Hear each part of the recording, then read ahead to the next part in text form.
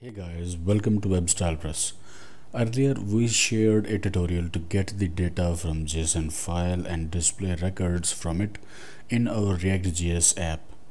We are further enhancing that app. Now I want to add, edit, delete records from that JSON file. Not just the state, but we will update the JSON file. It's a full CRUD operation by using React.js, Node.js, Express.js, and few other packages.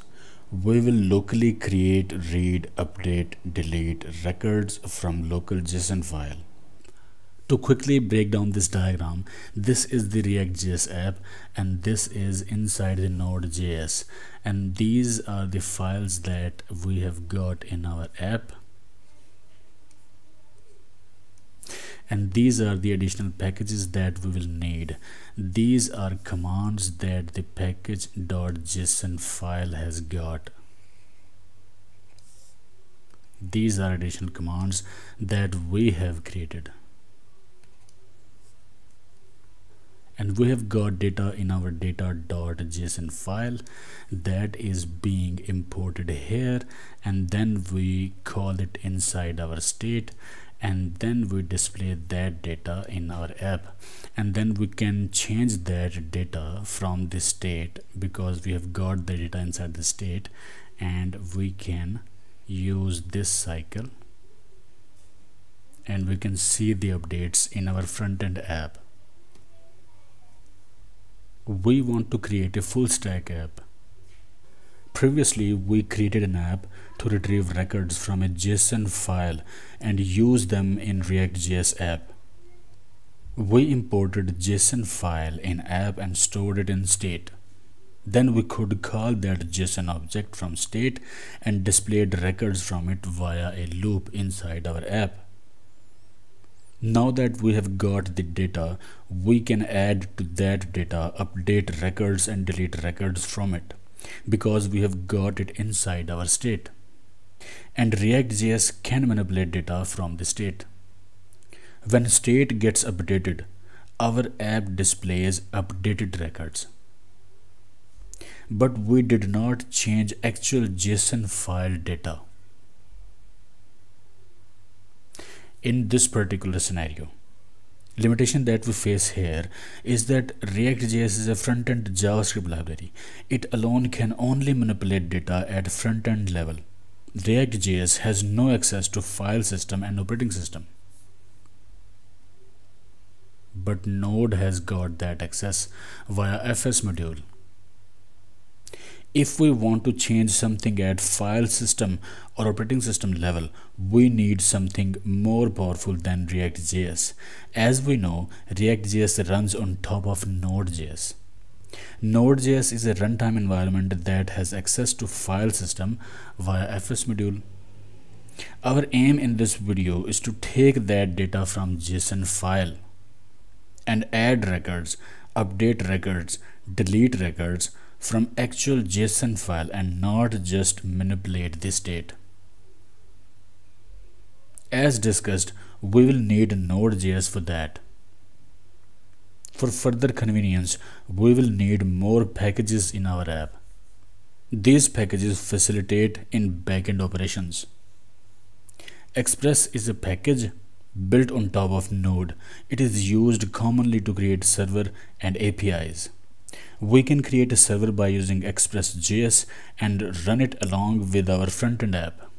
That backend server will also contain our endpoints that can be accessed from the front end.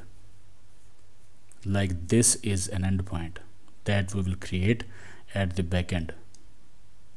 In this diagram, we take data from data.json file and store it inside the state and use that data in app. So the additional packages that we need for this app are Axios, Body Parser, Course, Express, UUID, Concurrently, Morgan, NodeMon. And you can install these packages in your app. You will need these packages. We will write our backend logic inside server.js. App.js is our front-end app and contains front-end logic.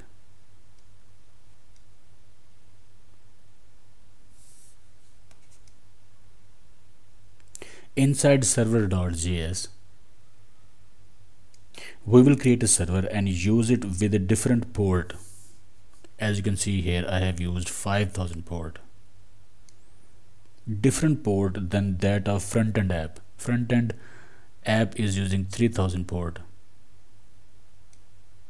We will also create routes for the app. A default route, a not found route, and then a specific route that will accept post request from front-end and receive data as a request body. This is our route that will accept the post request with data. When we are done with our server, then we have to change the way we run our app. You may have used create react app to create your react app, right? It comes with a built-in command named as start, this one. In your terminal, you type npm start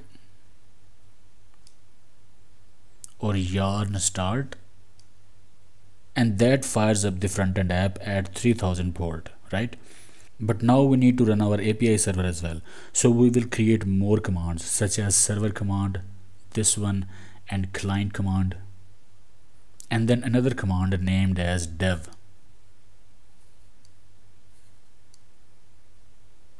Dev command will run these two commands, yarn server and yarn client. I am using yarn. You can use npm, by the way. So server and client, these two commands will be running by this command dev at the same time. Our server command is pointing towards server.js file, this file, and it is executed by using nodemon, not the yarn or npm. Nodemon is used to auto restart the server and show changes without starting and stopping server. And then client command is a regular command that runs the front-end app. This command comes with create react app, as you know. Inside dev command, we used concurrently package to run two commands at the same time. Now you can access your front-end app at 3000 port and backend server at 5000 port. And this /right is a route defined in server that will accept post request with data and process the data. To send post request from front-end app, we will use Axios package, and UUID package will be used to generate unique random IDs for our data. Now the cycle has changed. Now our app will take data from data.json and display it at front end. We will be able to add, update, delete records from that data.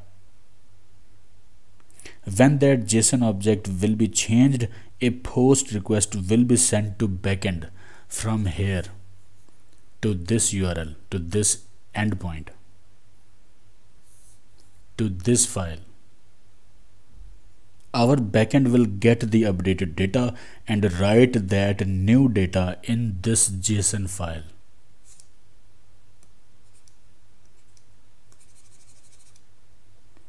And then when this JSON file will be changed, this JSON file is being imported here in our app and stored inside the state.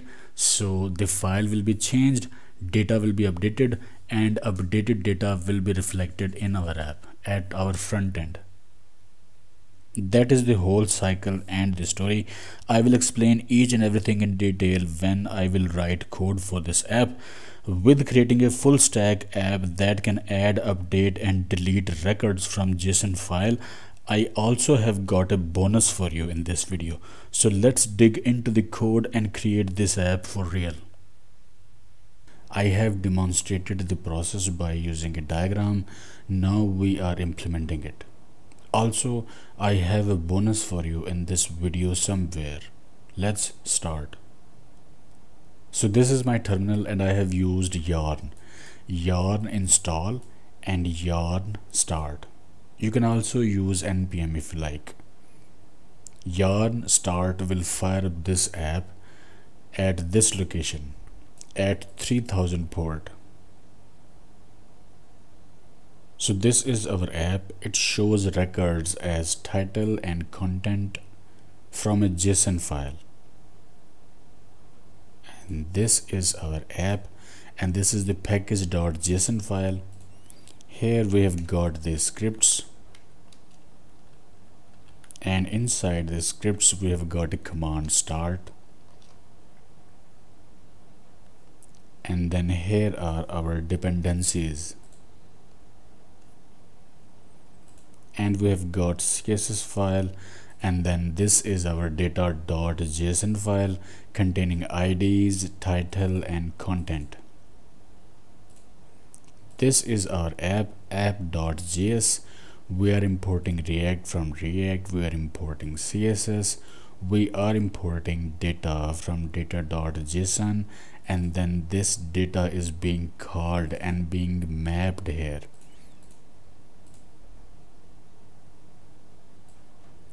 And this is the title from this JSON file, and then there is content, post.title, post.content. This is the post as part of mapping.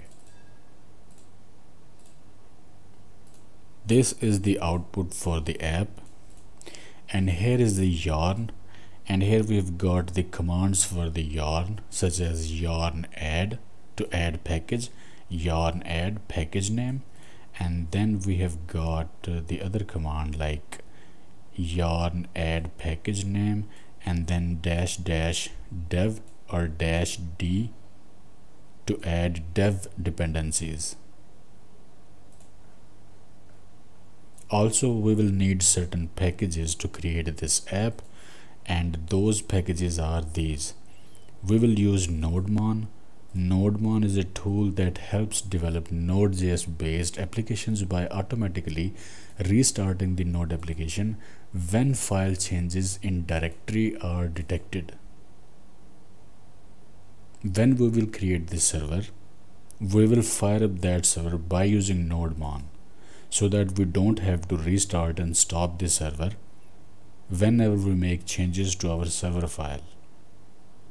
And then here is Morgan. Morgan is HTTP request logger middleware for Node.js. It logs incoming requests at terminal. It is a helpful tool.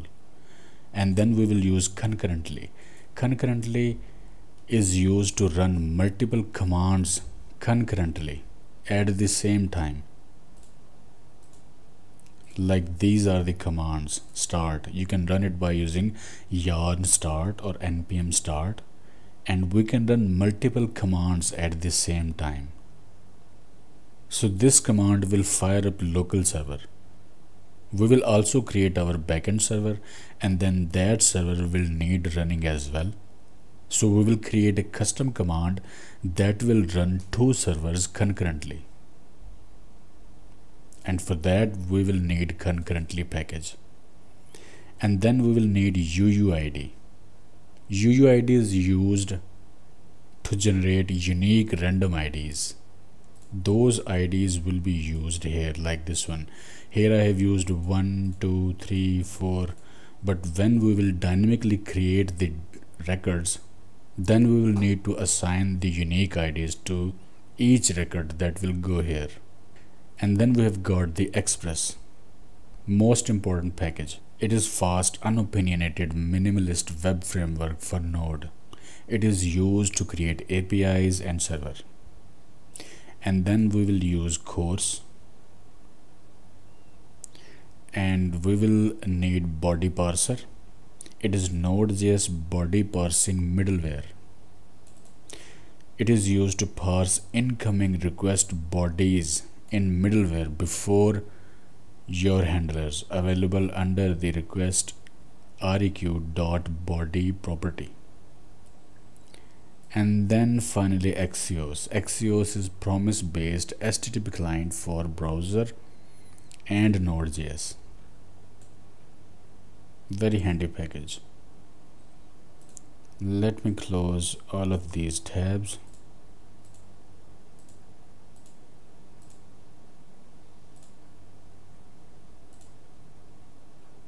First of all, let's beautify this page a little bit. This is our app.css. I want to add some CSS to this file. I will quickly paste the new CSS here. The CSS is about the app, the posts and single post, and then for buttons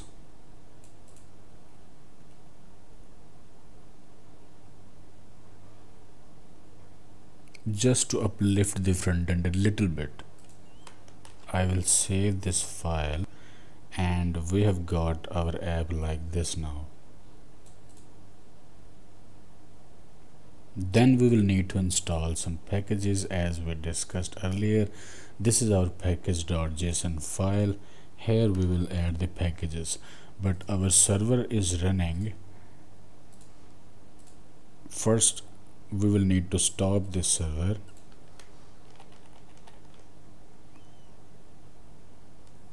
and here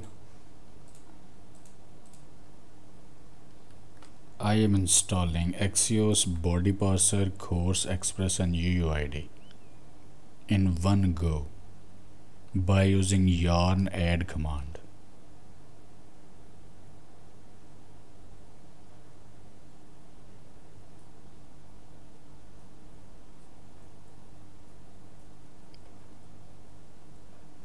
So our dependencies have been installed. We also need some dev dependencies like concurrently, Morgan, NodeMon. These are dev dependencies. We do not need these dependencies in production environment. At live servers and in production environment, the environment usually provides tools and mechanisms to run servers. Let's add these dependencies.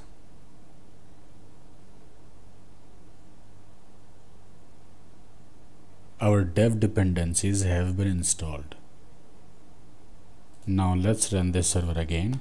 Yarn start.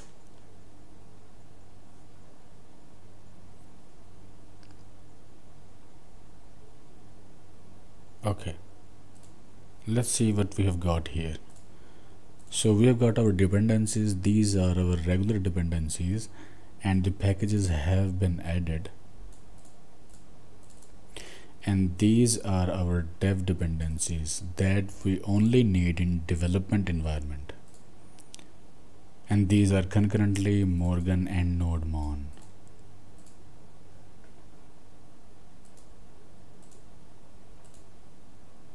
So as part of our app, we will need another file in the src folder, that is the server.js.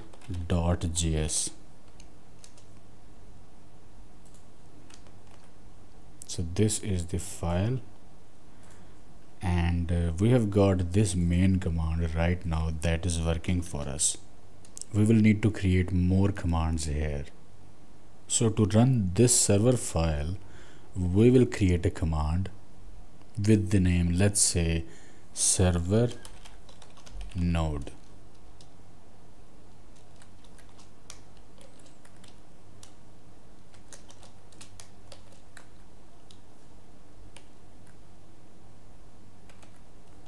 And here it will be like node dot src. That is our folder name because the file is inside the folder, this one, server.js.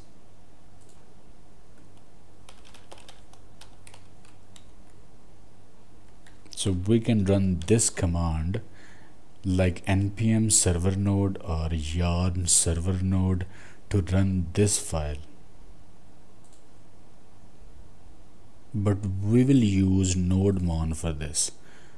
So I will just copy this command and I will rename it like server, and here will be NodeMon. So this is our server. We will need client,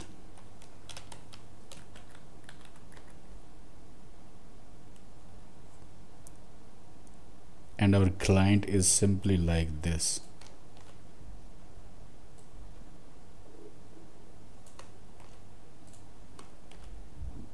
So mainly we created two commands, server and client.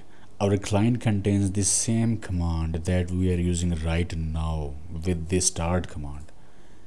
This one, this is our client, this runs our client, and for our server, nodemon will run this file or watch that file, and then we will need a third command,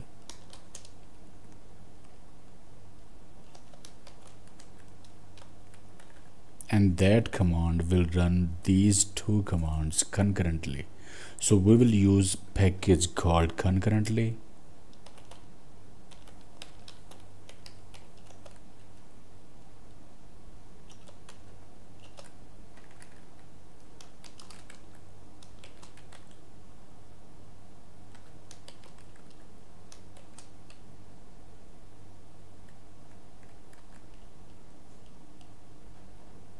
and here are these commands: yarn server and yarn client. So right now our app is using this start command to fire up the front-end server. We created two more commands, server and client, and this third command will concurrently run these two commands. So our front-end server and the back-end server will fire up concurrently by this command. We will get into it later. Right now this command is being used. For our app we will need two buttons here.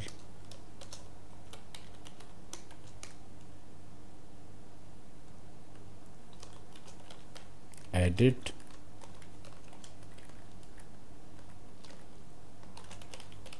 delete.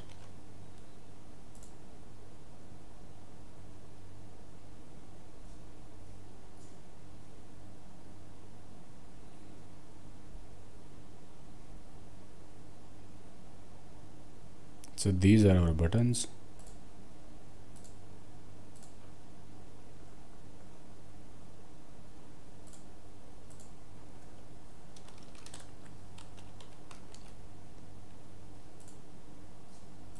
This is better now. Okay, so we have got the posts, and each post has got edit and delete buttons. To perform CRUD operation, we will need forms. We will need a form to add a new post, and we will need another form to update the post.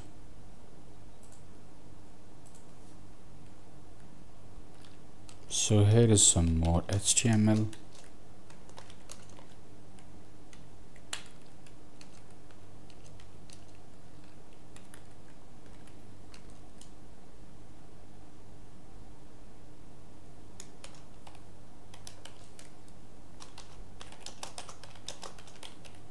Add new post.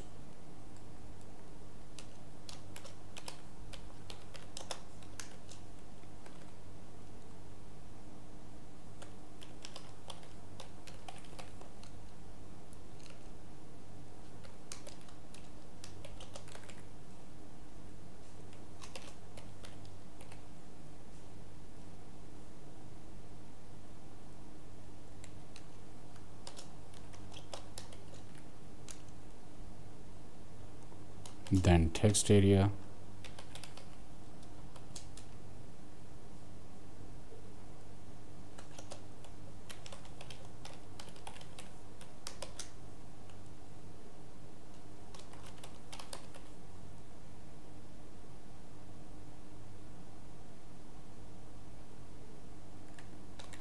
and then a button.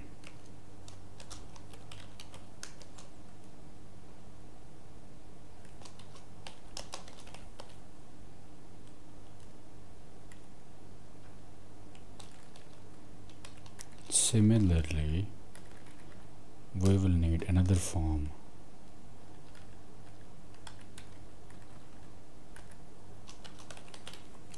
Update post.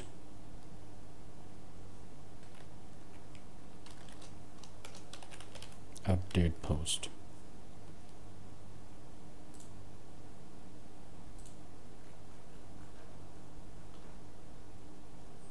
So we will be able to write the title and content here and add the click of add post. New post will be added here at front end level. We are implementing CRUD operation at front end level right now. After the front end CRUD operation will be completed, then we will update it to change the JSON file as well. And also this update post form will be hidden.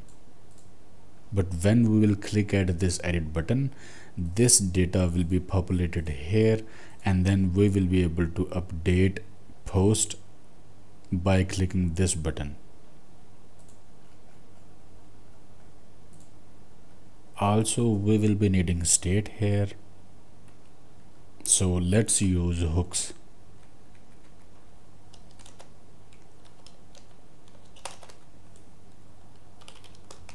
Use state, use effect, use ref. So these three hooks we will be using in this app. We will be needing packages, import v1 as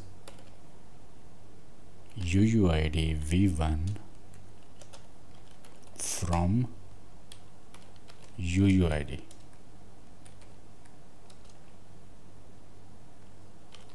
Import Axios from Axios.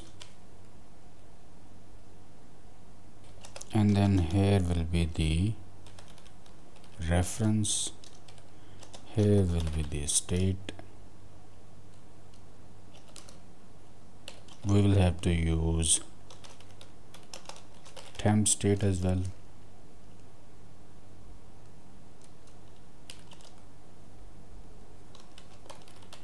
And here will be the effect, and then add post.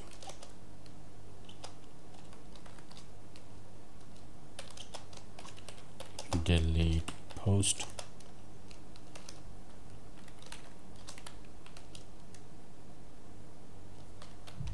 Populate post.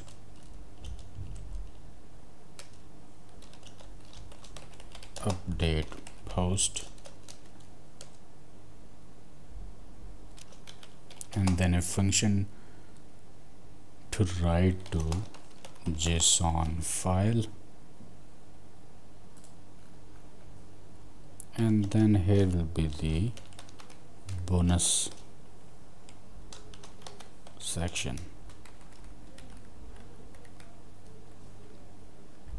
So for our state, data set data is equal to use state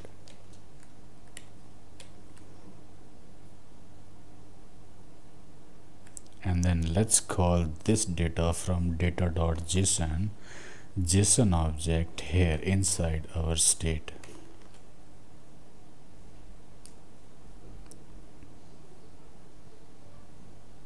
Now we have got our data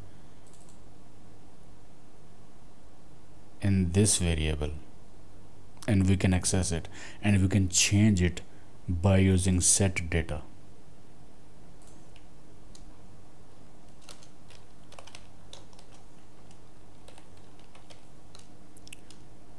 So use effect,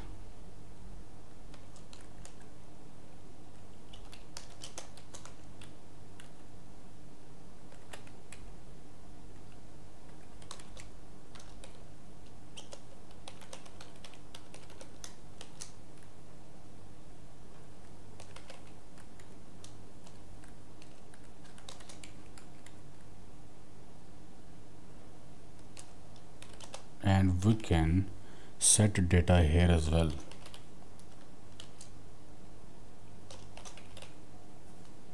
We can call this data or object right here to set data inside this variable as well in our state.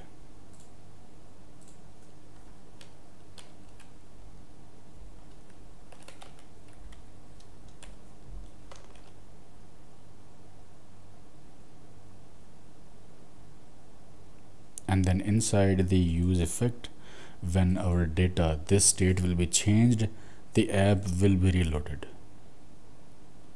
or this component will be reloaded. So let's create our functions. Const add post,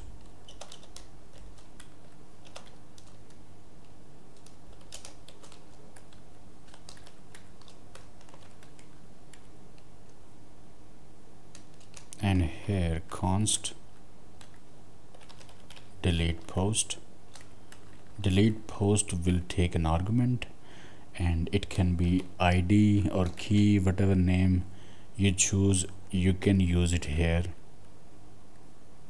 And then for populate post,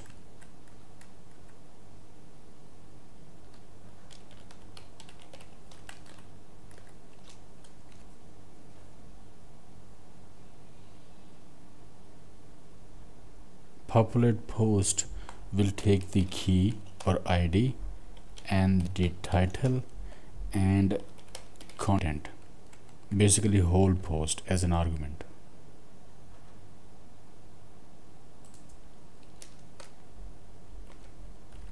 And then update post,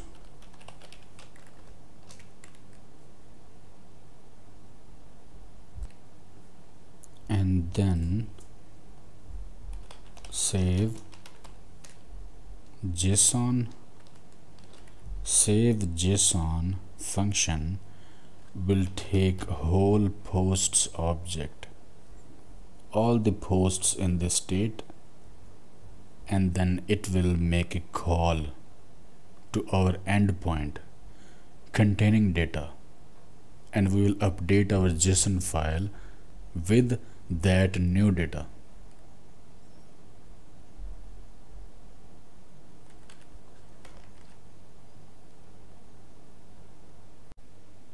As you can see, these yellow underlines here, it means that we have defined these variables but we haven't used these yet, and we have defined these functions but we haven't used these yet. Also, one more thing, that we have got the data from our data.json file and we have stored it in our state, and now this variable data has got our entire data from our data.json file. But we are using this data from JSON file in our app that we already stored in this state. So we want to call that data in our app from this state and not from here, because this was stored in the state, and now we will call the data in app by using this variable from the state, so that when the state will be updated, our data will reflect the update. So this data will become data, and then let's place a check here that if data is present in this state, then map this data and return this block. Otherwise, don't show anything.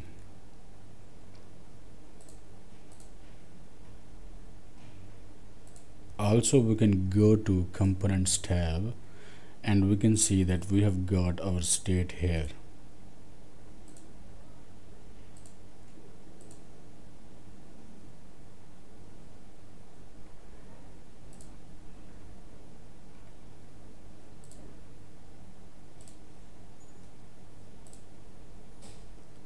So now we will need click handlers for these buttons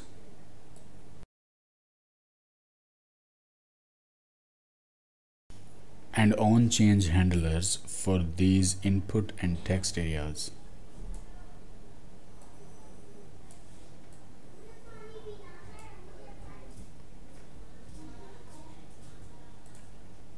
Because we want to do something when user clicks at these buttons or types something in this input and this text area.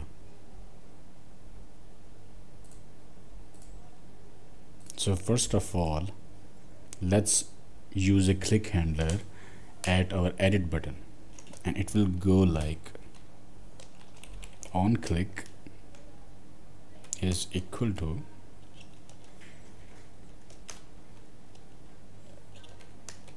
we will call our function populate post, and then we will pass the ID, title and content.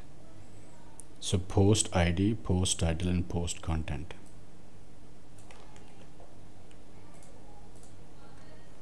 Here is the post ID, here is post title, and here is post dot content. These three parameters will be passed to this function.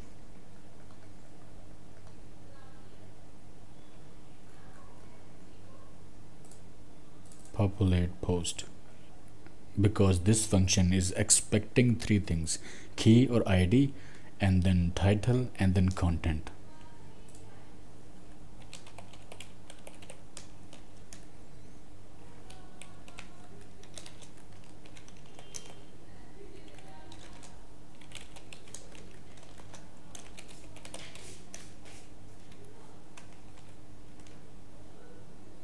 We can check these whether these are being passed or not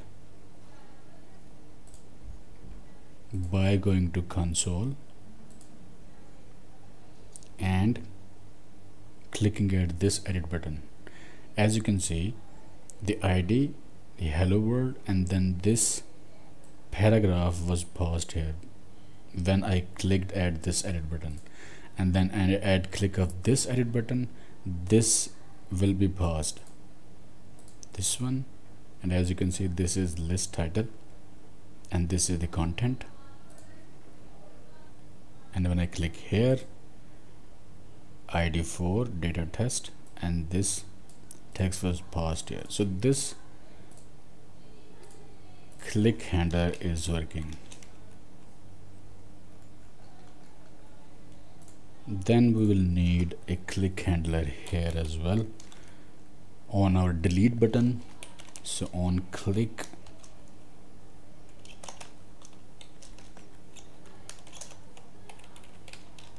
we will call the function delete post, and we will pass the ID post.id, this one.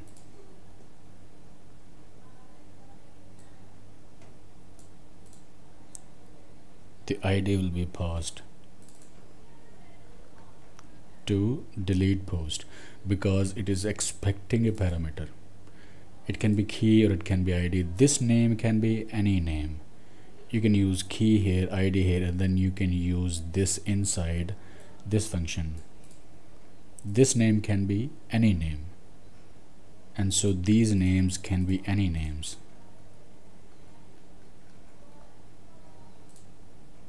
And we have got these two buttons as well, so let's add on click handler here as well. So for add post, on click,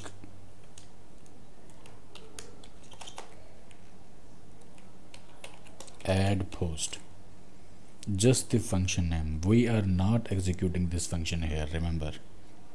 This function will be executed, and we are not passing anything, and we are not executing this function here.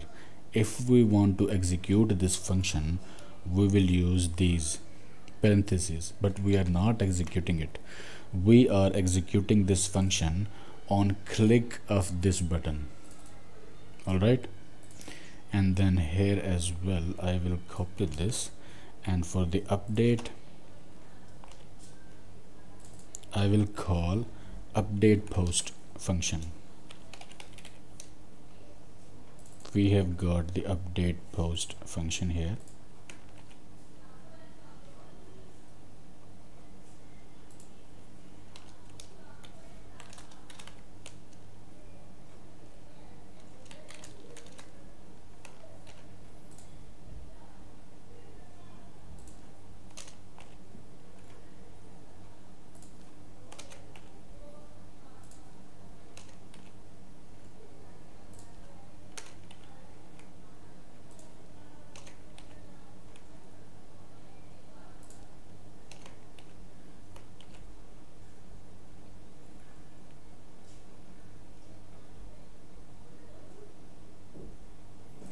As you can see, our warnings have been reduced.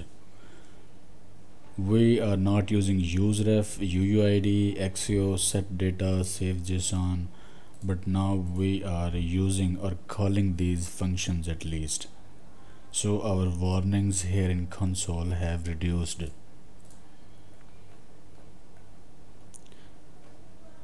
Let's add on change handlers for this input and text area, and then here input and text area for add post and update post form. So why do we need on change handlers for inputs and text area? Because we want to store information in state whenever user types something in title or content, and then we want to bind that information from state with these form elements, so that when these inputs will be changed, our state will be updated. That will be the temporary state, and we change that temporary state on change of these input and text areas.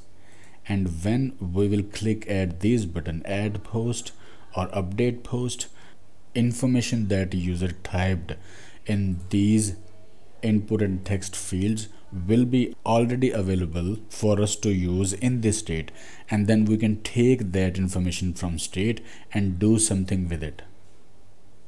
So that is why we almost every time we store input and text area or form fields information in this state or temporary state, and also we bind that state with these form elements. So let's bind these form elements with this state. So this is our add new post area, and here is our on change handler for this input. So on change e, that is event. Again, this e can be anything, any name. Set title.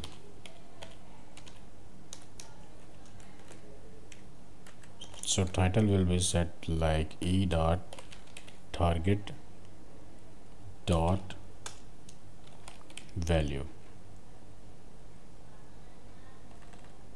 and then value for this input will be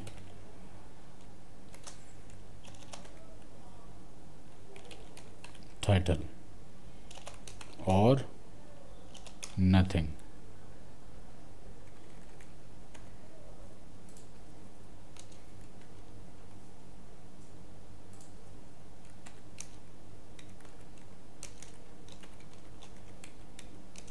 Also, I want a reference here so that I can access this input anytime if I want. I will name it title ref.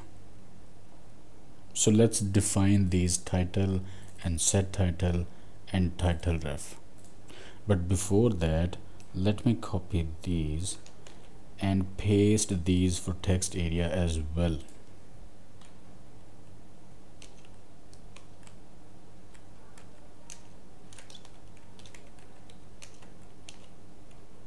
So similarly, on change set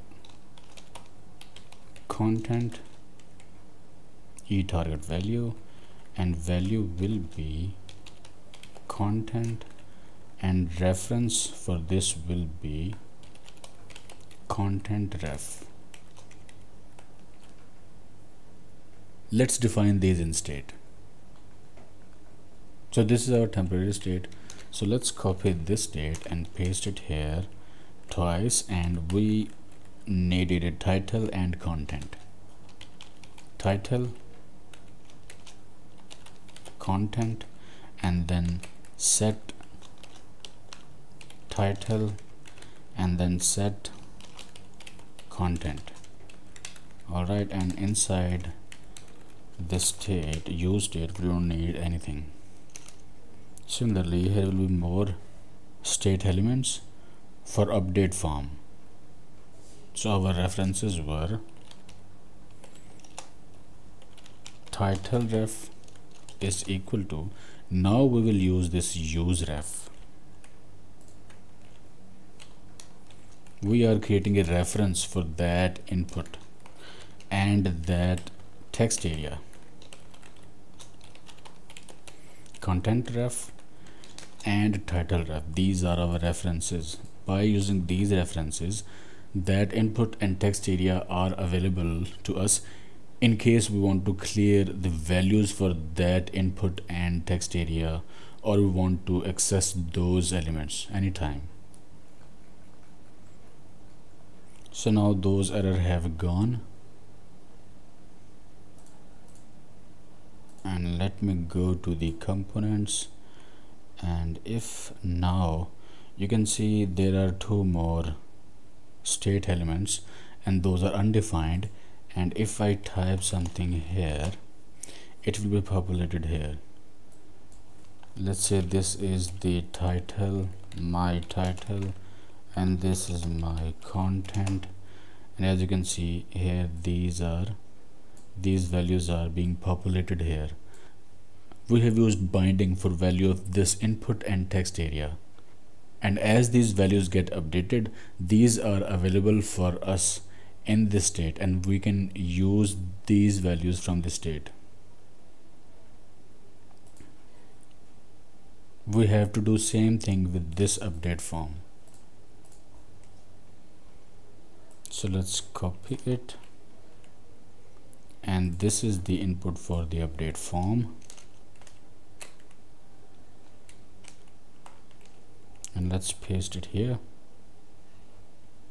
So on change, set update title, and let's use value update title, and let's skip the ref for this. So similarly for the text area,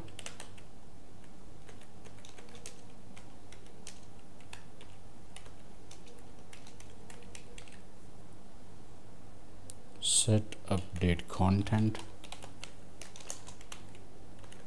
and update content. So update title, set update title, set update content, and update content.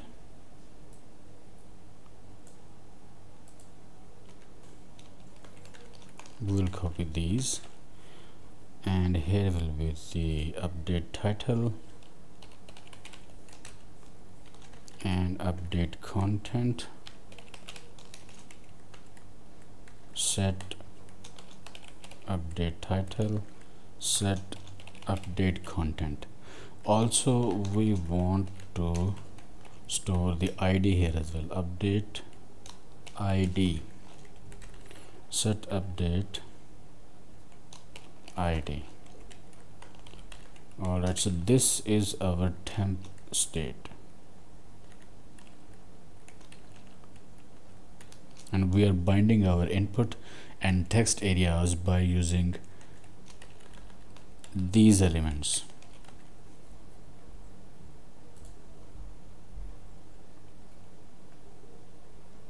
Now that we have populated some state, let's first add a new post and then delete a post from here, because these are relatively easy to add something to the state And to delete something from this state, these are relatively easy, and the update for this edit and update, this involves two steps. First of all, when you will click this edit button, this data will be populated here, and then you can change it, and then you can click at the update post, then that post will be updated.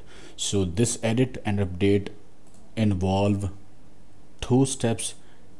We will do it after adding post and deleting post. So to add post, we had created a function of add post, and add post is here. This is our form. When user will fill this input and this text area, their values will be available for us in this state. When user will type something in input and text area, values for these will be available for us in this state, and then user will hit the add post button. That will trigger the add post function. So we will use our logic inside this function. So let's say user typed something here and something here in this content area, and then those values will be available for us to use inside this state as part of this title and this content. So we will implement a check here, like if title and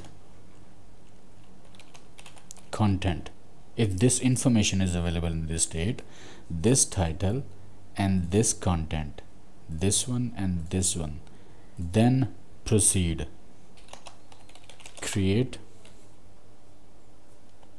new post object to insert into the state. In this state here, data. So let's define the new object or post. So let new post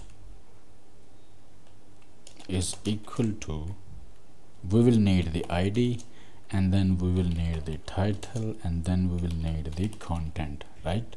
These three things we need.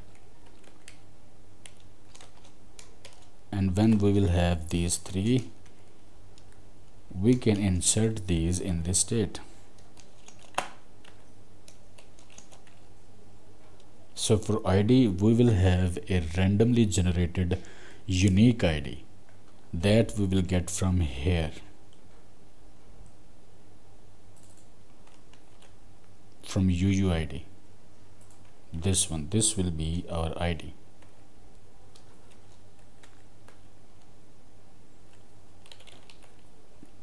And then we will get the title from the state here, temporary state, and the content from the state, and these were populated as user typed in input and text area. So this is the object that we want to, this is the new object that we want to insert in our state. This state data, this data has got the JSON information.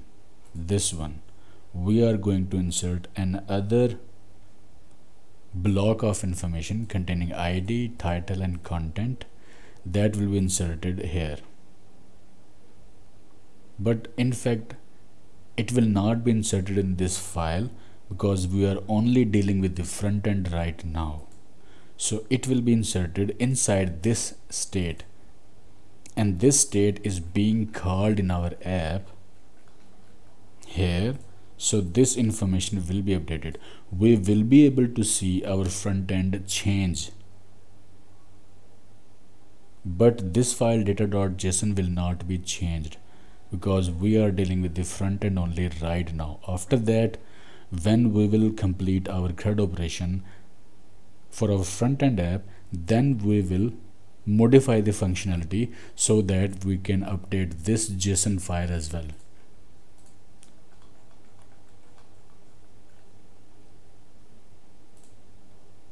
So we have created the new post, the new object that should be inserted here inside this state object.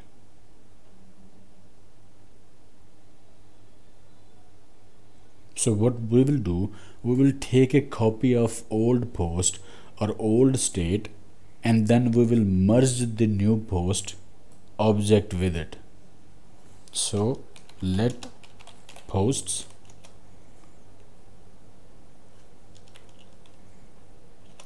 and this is the array, and here is the copy of this data, this state, this piece of information is being copied here with these 3 dots, and then we will place this new post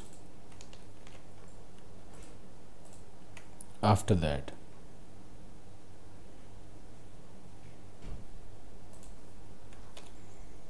So we have prepared our new object for state. So this information will be replaced by this. So we can call information from the state by calling this, and we can set that information by using this thing. So we will use this set data, and then we will insert these posts here.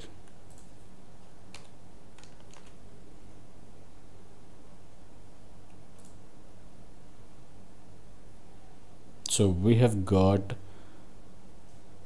4 posts here.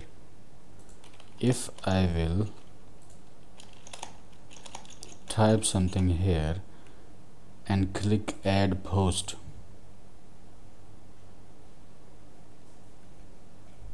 then this information was added here, as you can see.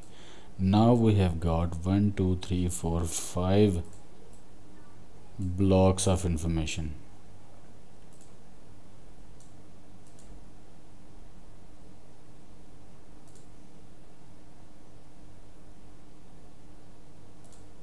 And let's click at this components, and as you can see we have got this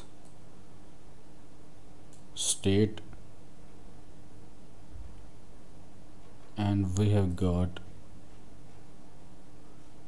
5 blocks of information in our state as part of our posts.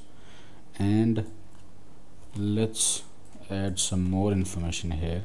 As you can see, this title and content is being changed as we type, and when I click add post, this information is added here.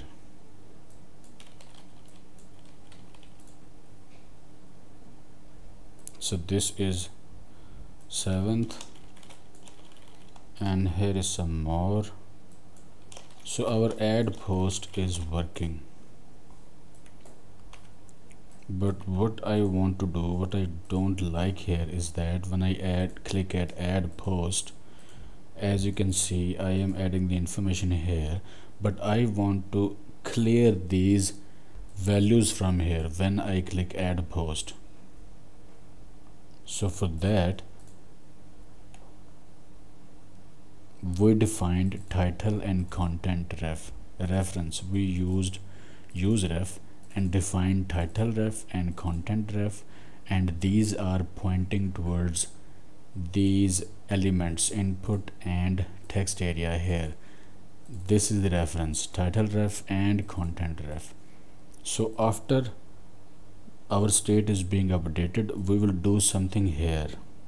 Here we did merge new post with copy of old state, and then here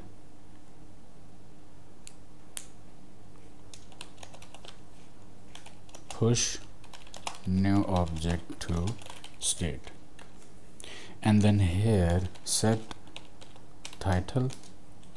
As you can see, this was title, set title, content, set content, and these are the values. Those were stored when user typed in input and text area, right? So let's clear these values, set title and set content. Set title empty and set content will be empty as well.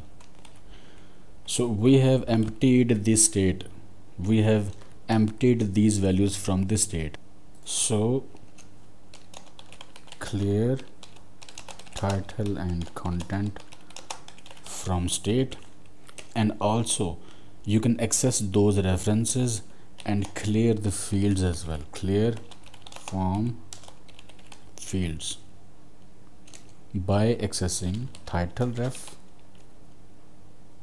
dot current dot value empty, and also content ref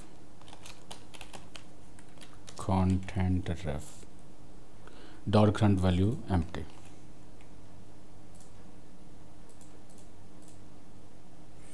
If you don't use these and just hit the add post button, these values were cleared. So this is good enough to clear form fields. If we use these here, let's use null here,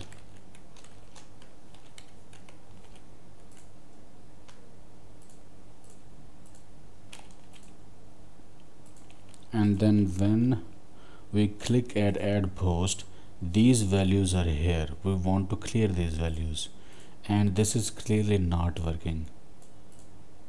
So let's place this inside our use effect. When this component will be reloaded, form values will be cleared. So let's try this now, and as you can see, now this is working, and this gets populated. This is coming from the state. So you can use ref, you can use ref, and you can define ref and use ref and clear values for the form elements, or you can use this method set title empty and set content empty to clear the title and the content from the state as well.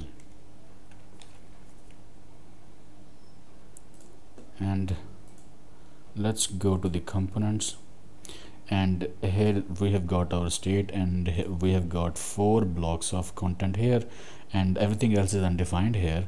And so we use 1 here, and let's use 2 here, and as you can see, these are the values here. And if I click at add post, these values have been cleared, and our state has been updated here, and we can see these here as well. So let's use 3 here, 4 here, add post 3 and 4, so 6 and 7, add post, and here this is. So we can add a new post by using our function. So this part is complete, add post is complete and done.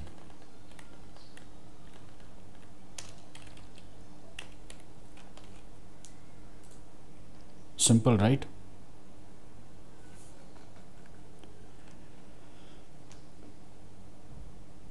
This was our form.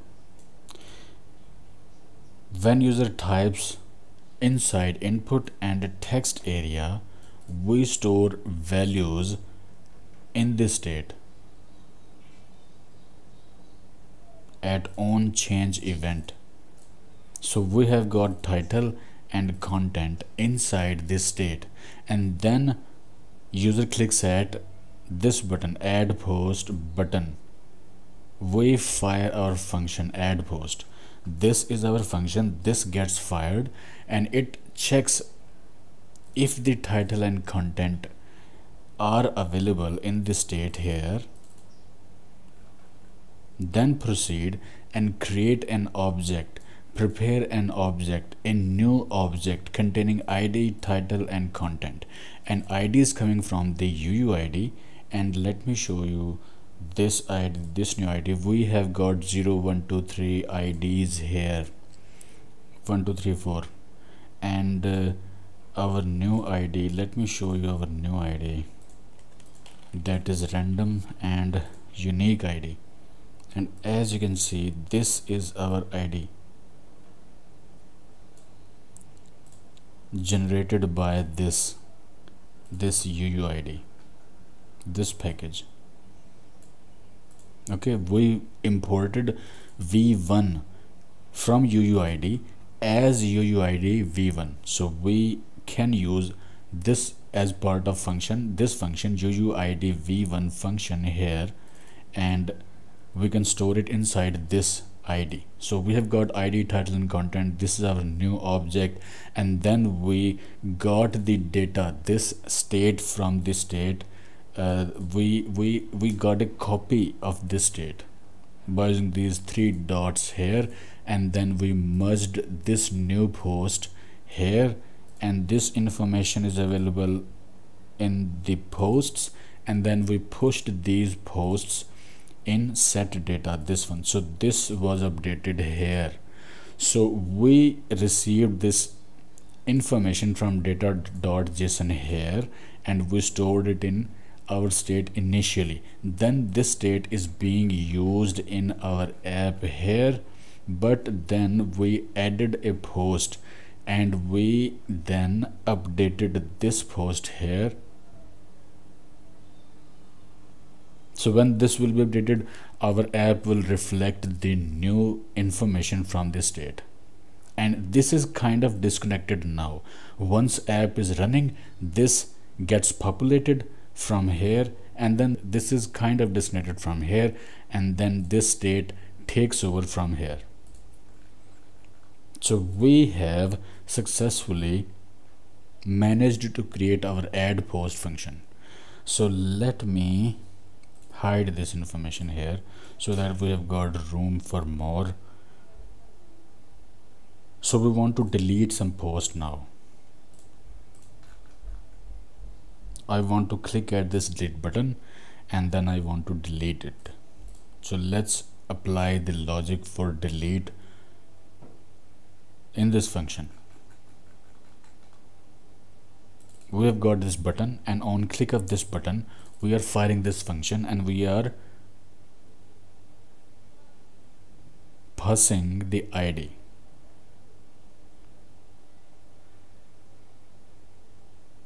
For this record to this function. So all we have to do is to filter. We will filter that record based on its ID from the state. So let filter out post is equal to copy of state dot filter, let's use obj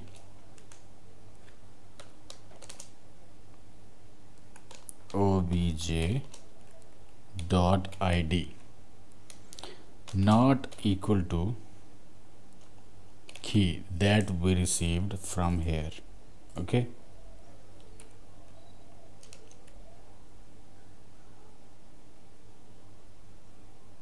and then set data, these filter out posts.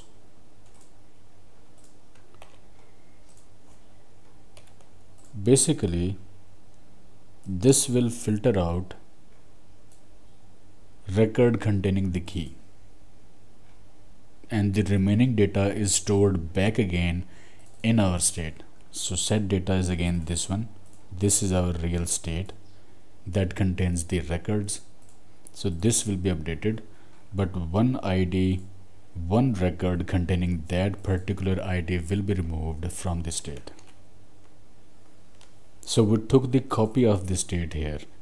This is important, always take the copy of the state and then perform some action at that data, and then move that data somewhere, wherever you want to move it. So this statement is like, take the copy of the data from the state and apply filter at it and consider it as an object, and compare each id from that object and filter every record from that object that does not contain that key. So the remaining records will be here, and we are storing those records back into the state. So here will be the save the rest in state, and here will be the filter out post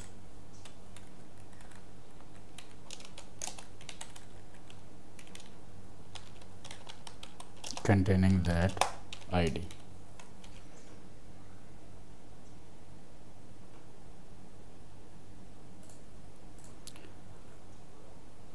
So let's see, this is 111 add post. So our post was added. This is 222 add post was added, and then here is 5 add post and post. These three new posts were added, and these are the post here. As you can see, this one and this one and this one. Now we want to remove these. We will click at delete button for this post, and it was deleted, and it was deleted from the state here as well, as you can see. Now let's delete this 555, delete, and it was gone, and then delete, it was gone, delete this hello world, and the hello world was gone, and delete this one, it was gone, delete this one, and every post here is gone. But it is available here, and also if I refresh or reload the page, that initial data will come back again, right? But now we can add the data and we can delete the data from the front end.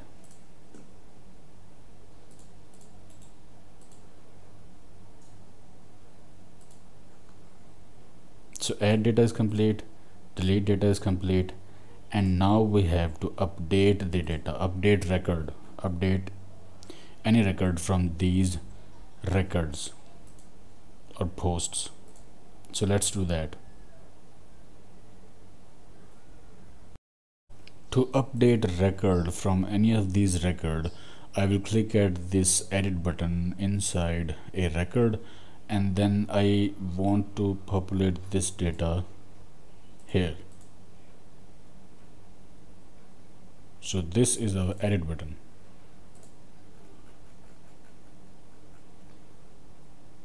This is the edit button, and that is pointing towards a function populate post, and it is passing the ID, the title, and the content to that function.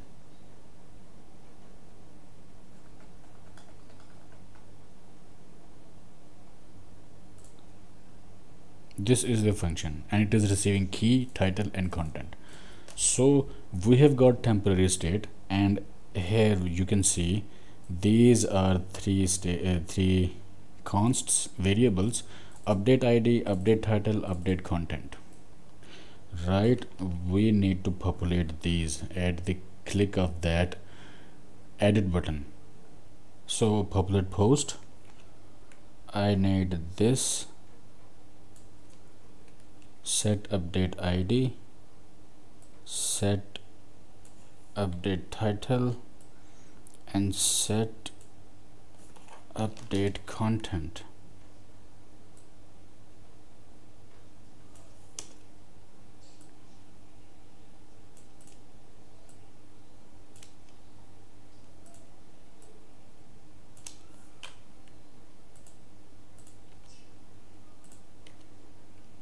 So Here the id will be inserted. Id is the key and title is this one and content is this one. Save. So let's see if it populates the data. Edit, and yes, this data has been populated here, and this is the list title. Let's populate this. Yes, this is changing. And edit, yeah, this changes. So at click of a button, we just pass the id, the title, the content, and then we are changing the state, this temporary state, right? But then how these form fields are being updated? That is because of the binding. We used binding for this input and this text area for this piece of information, this state. How? See this, set update title and set update content. This is here. This is our update post form, and as you can see on change this, set update title e target value, and then value, its value is update title, right? This on change will change it, and then it will also change in this state, and this value is the value coming from this state, update title, update content. Okay, this update title, update content, it is coming from this state, and we updated this state. Add click of this button, add click of this button. Okay, and then we can change it. This is the state title. Let's see if I change it. It is changed, it is being changed here, right?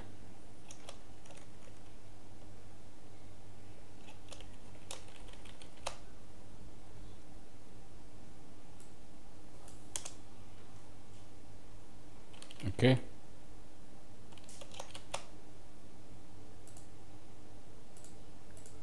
now I want a check here. As you can see, if I reload this, I don't have anything in here. So if there is nothing here, I do not want this form to appear here. I only want to appear this form here when this form has got the values from any of these record. When I click a edit button, then I want this form to appear. So here will be a simple check here.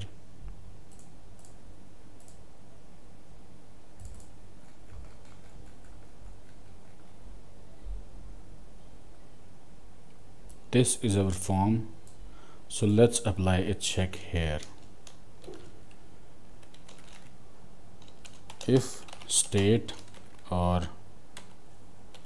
temp state has got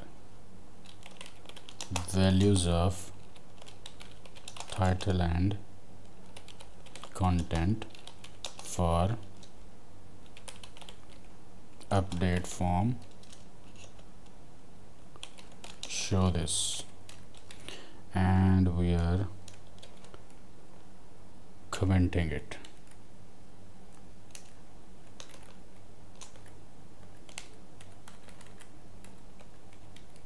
This is the JSX comment. So here we will apply the check. If update title and update content, or let's use or here, or then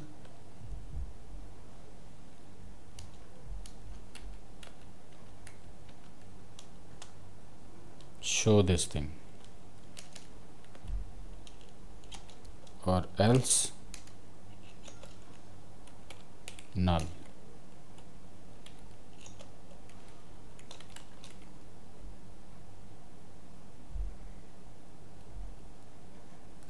And we will move this block inside it.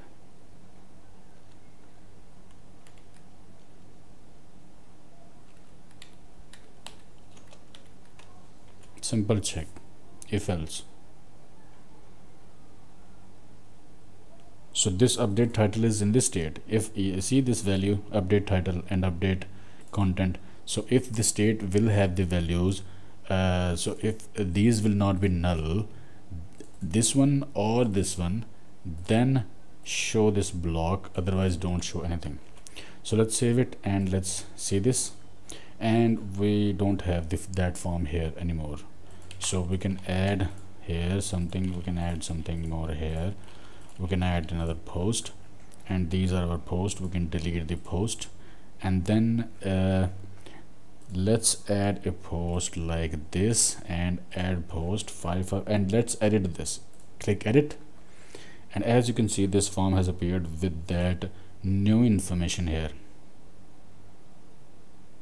And if I click at here, it is here, and if I reload it, no form here. If I click at this edit button, then that update that form for update post will be appearing here, and then I can change it, and then I can update it, and then I can hit this update post to update it in this state. So let's do that.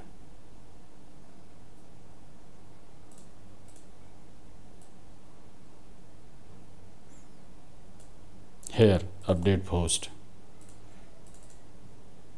So update post is on click event, and it is just calling that function update post,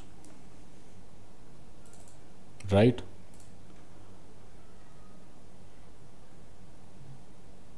But as we populate this form and the values here, and when we change these values here, our state is getting updated, temp state for this update form, right? So we have got the information, we have already got the information, including the ID. We also have got its ID. See, this is 1 and this is edit. See, this is 4. So we have got the ID, the title and the content in the state. So we have got everything we need to update this form already. So this is the update post. Here we will apply the logic and we will update that particular record from the state. Populate post info from temp state and prepare object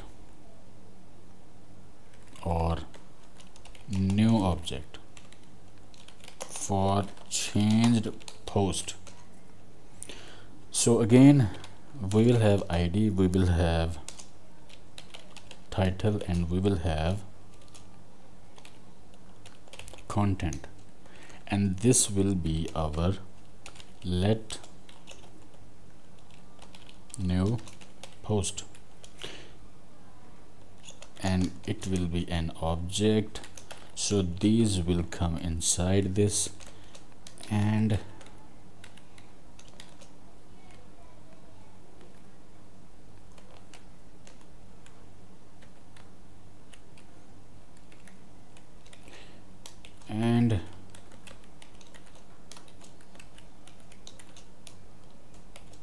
these will be used like this.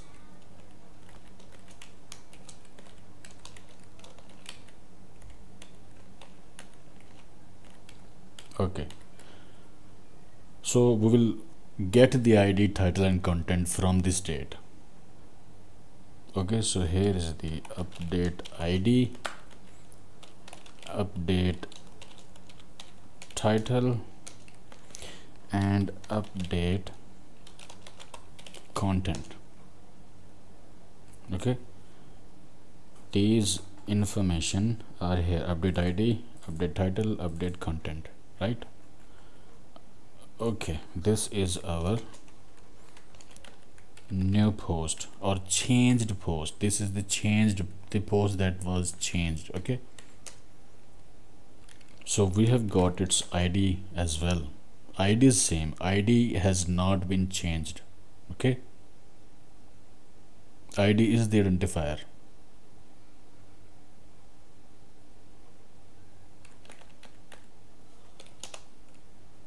So remove old post with same ID and get the remaining data. So we will filter again. So we have prepared the new object, right? And the ID is same. We will again filter the state and we will remove the object, or we will remove the record from the state that has got the same ID, because we don't need that record. This is our new record now with the same ID. So we will remove the old and then we will insert this new one with the old state. Okay, so here's the filter that we did above, like here. So let's copy this and let's paste it here.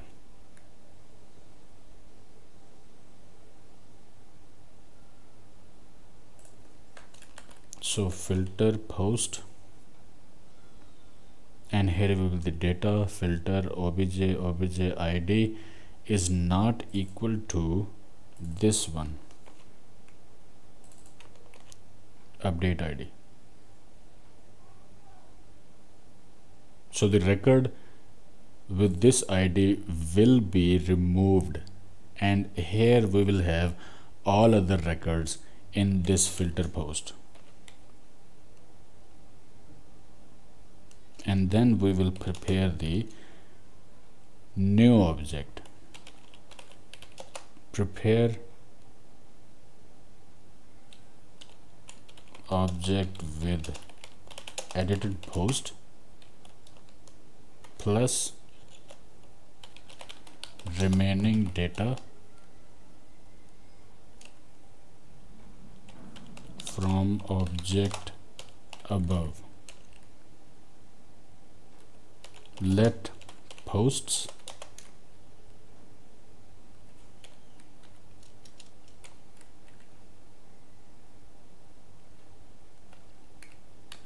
so here will be the filter post,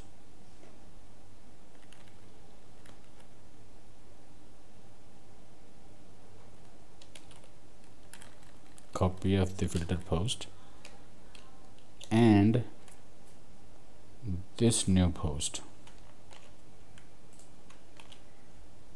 or you can say edited post.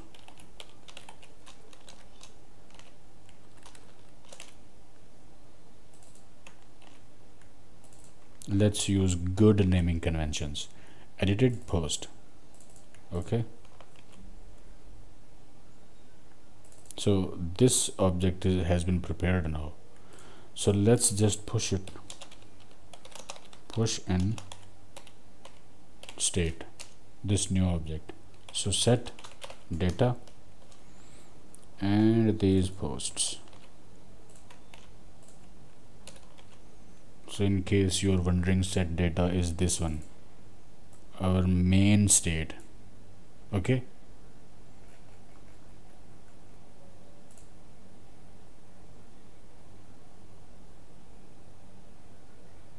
so again, once this operation has been done, we have to clear the fields. Okay, so set update id empty. We are just clearing the state, our temp state. Set update title empty, set update content empty, right?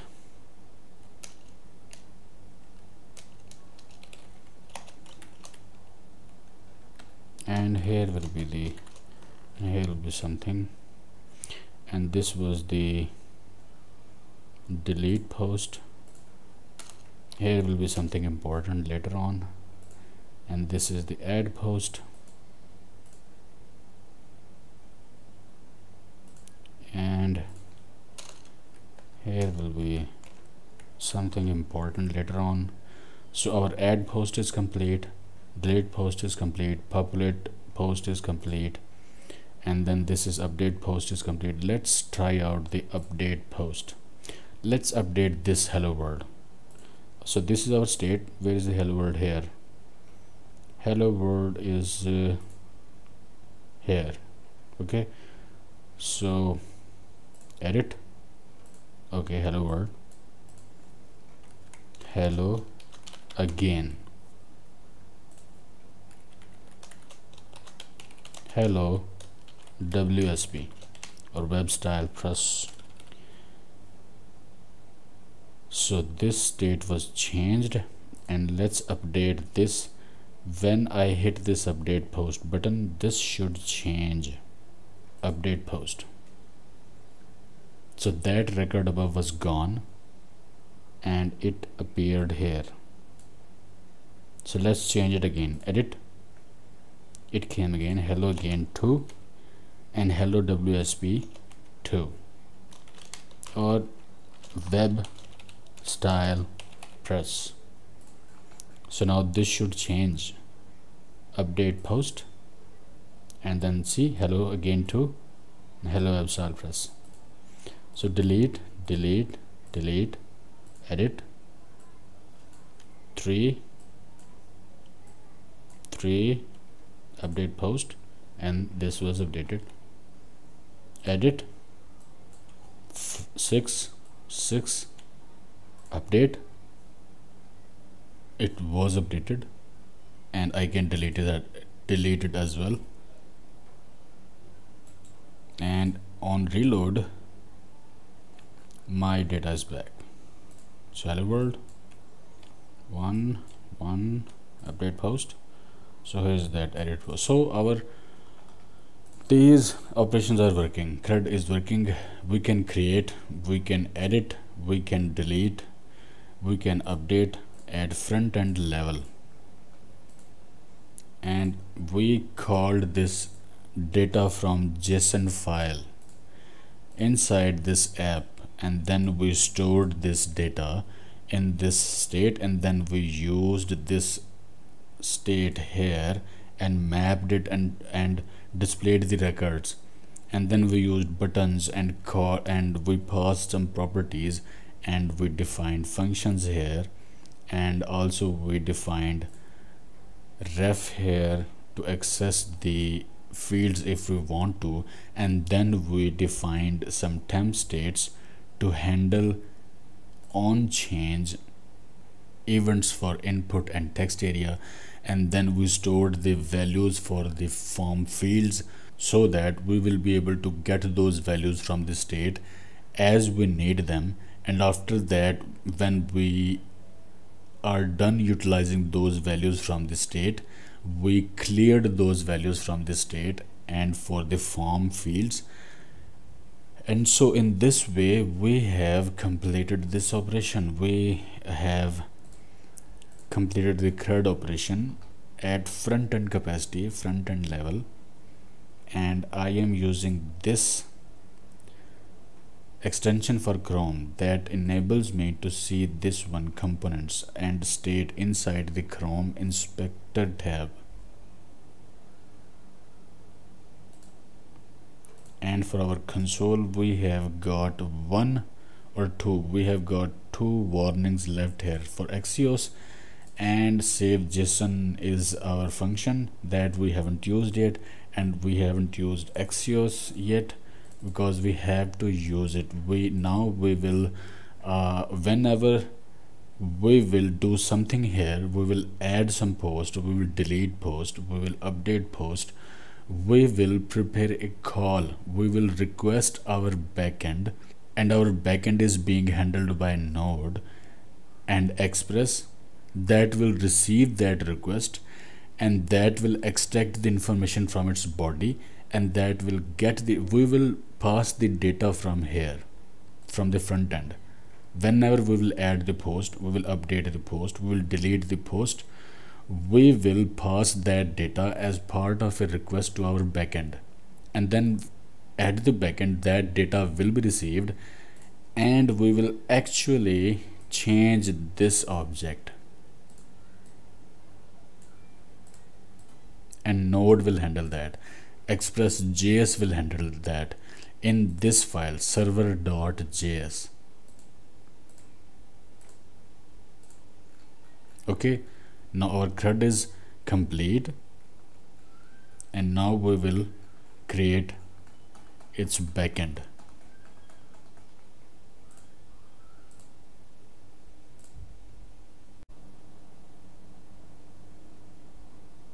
So before we create our server and write the API, let's figure out what it will receive.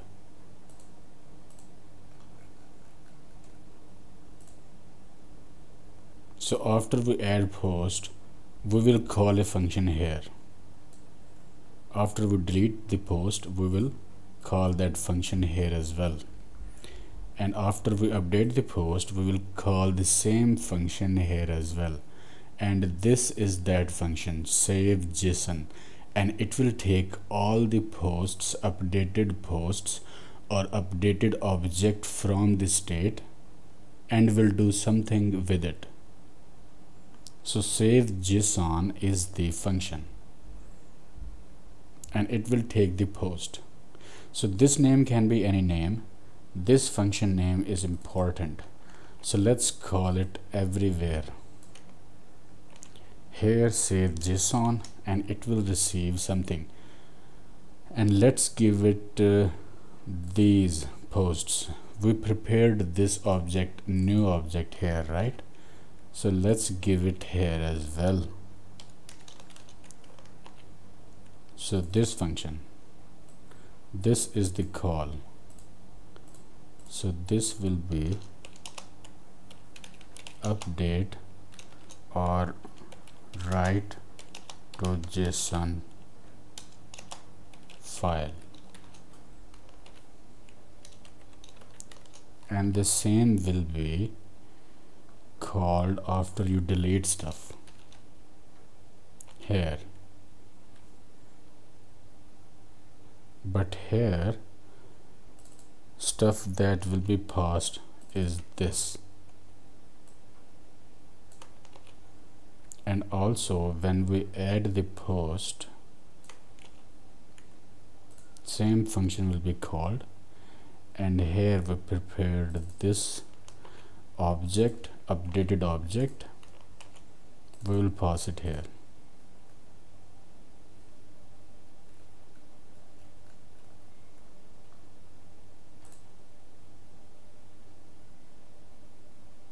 So how will it write to the file? So this function will send a request by using Axios. This function will receive all posts or updated state or posts after you add, edit, delete post. And then here is our API URL or endpoint that we will hit with this data from node server or express server. So here we will prepare the request, and we will call Axios dot post, and it will receive two arguments, URL that we didn't define here, and we are going to define right now. Const URL is equal to, URL will be http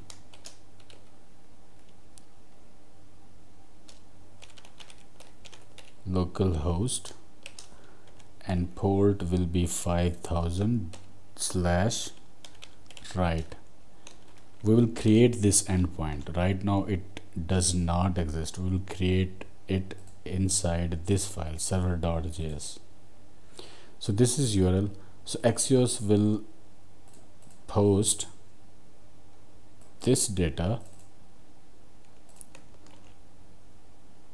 and the URL.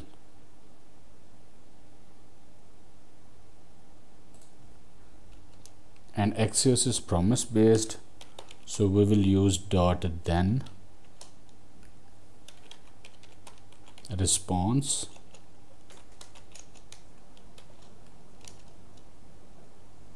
and here we can console.log that response if we need to, but that is it. Axios makes it simple. Axios makes these promise based requests simple. So Axios, we imported Axios here. Okay,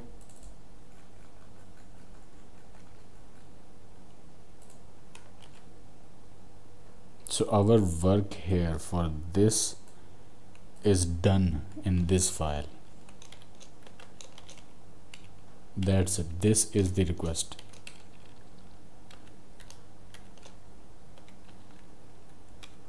Now we will prepare our server in this file. So let me prepare this file first and then I will explain. So const express require express. So we are not importing here, we are using require here because this is Node. Now we are not using React.js inside or for this file, we are using Node.js here. Alright, so we will use require here. So we are requiring express package and then we are requiring body parser require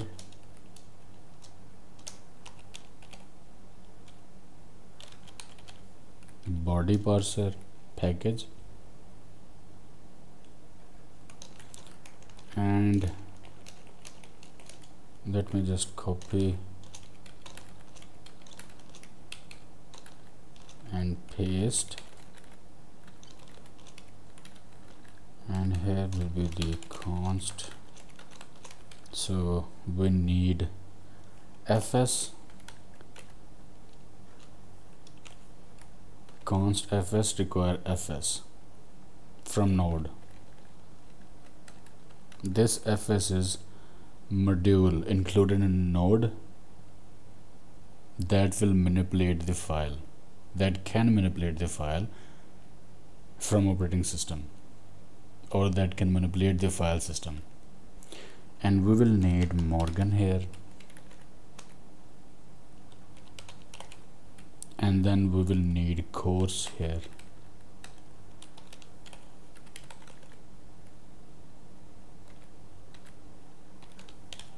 We are just calling packages, and let's define app and express declare app. So we declared app here. So this is kind of usual configuration that we do while creating server or while working with Express.js. Okay, so we required some packages and then we declared the app, Express app.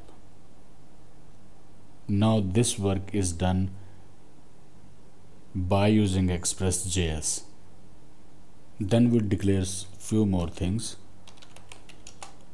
like port, and that will be 5000. And then our middleware app. Now as you can see, this is our app, that is Express.js app. Now we can use this app. Now we can call it app.use.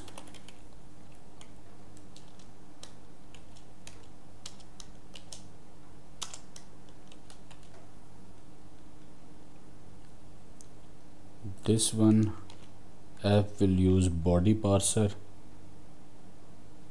dot JSON,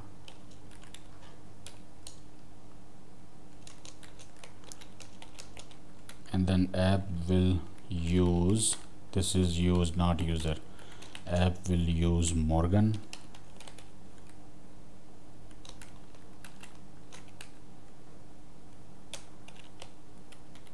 dev,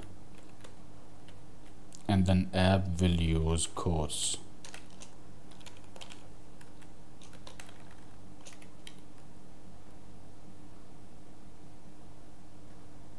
And that's it. So these are our middlewares.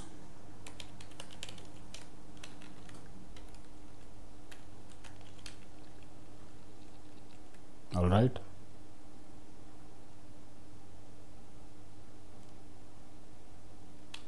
So let's declare a default route for our server. So app.get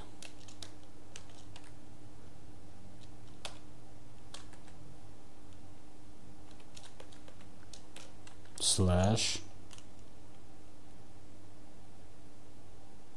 and here will be the request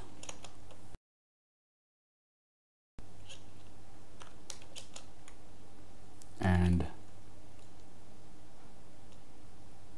resource dot status 200 dot send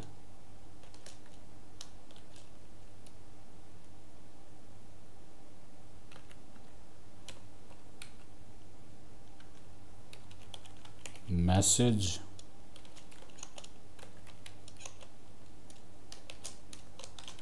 server is running.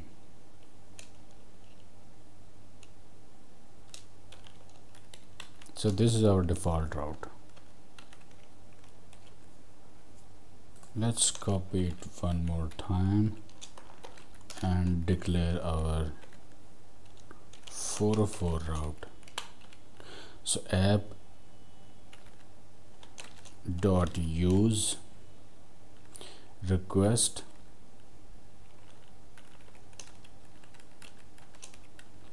resource next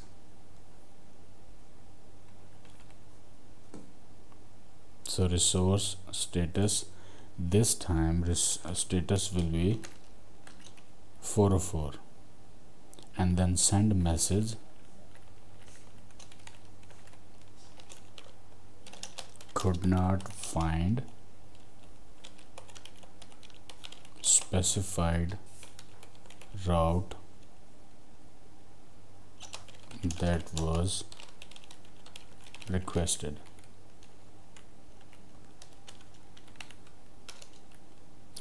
And then run server. Now we are creating our server. App dot listen to port. Listen port, we define port here. Listen to port, and then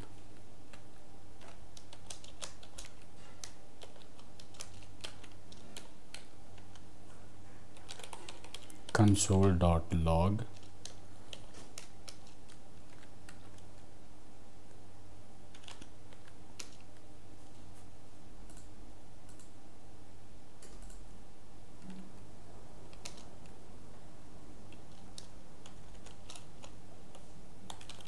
server is running listening for incoming requests on port $, port.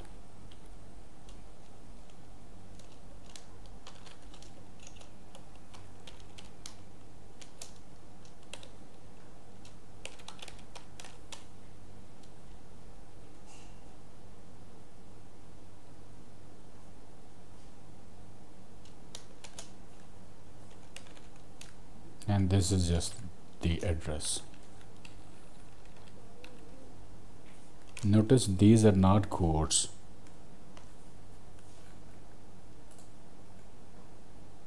Okay, these are not quotes. These are like backticks.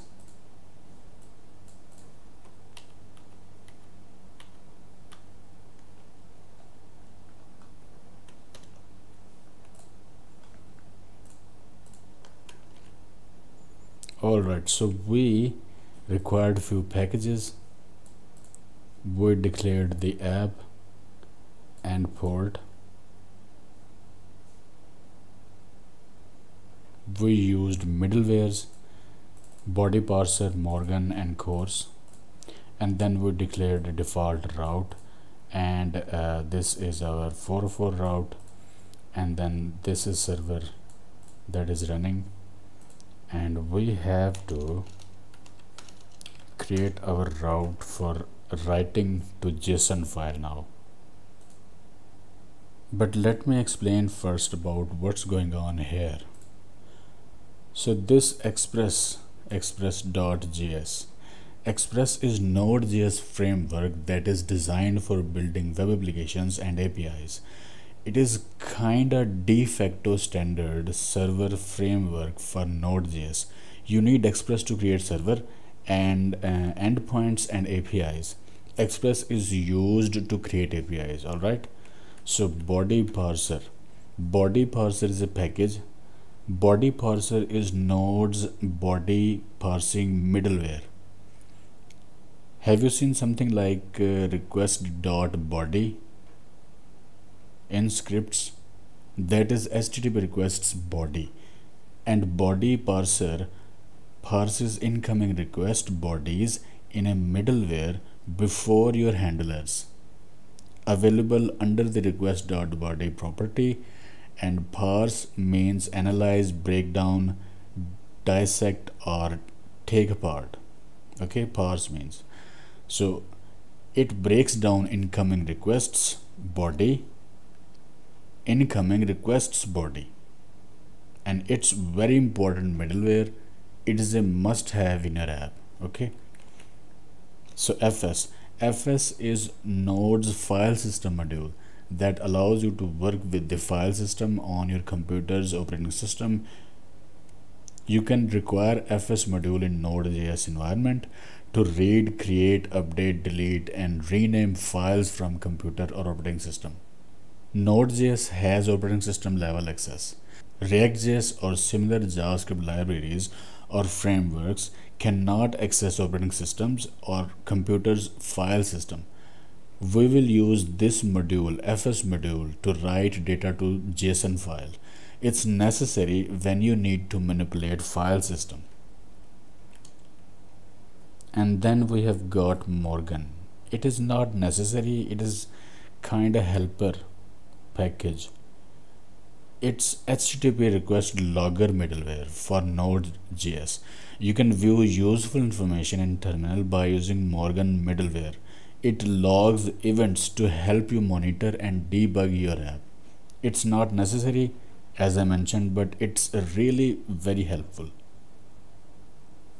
And about course package as a middleware allows you to set access control, allow origin course header, so your web browser can communicate to API or server, and you usually need it. So we declared Express app and server's port here. This port can be any port, and then you will have to use that port for this server. So you will declare the port of your choice different than the port that is being used by React.js or Create React App, or whichever port your React app is running on. Your React app will run on different port, and Express app or your API will run on a different port. You will trigger two servers, one for React.js and one for Express, running on different ports. Then your React app will send requests to your API, and then your API or your server will respond to that request. Like this app is front-end app and by React.js, and it is using 3000 port, and we declared this 5000 port for this server or for our API. So these are the middlewares. We declare middlewares after requiring and declaring our app. Middlewares intercept each request to server and do something with it before allowing it to pass. These are kind of watchers that watch incoming and outgoing requests and do whatever they are designed to do with those requests. So after our default route, let's declare our write route that will handle actual request from React.js. Declare post a write route.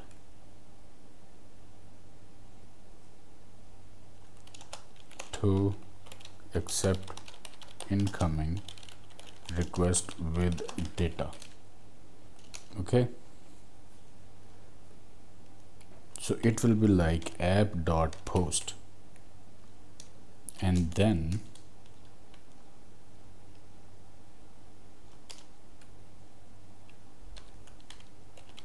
write. It will be async,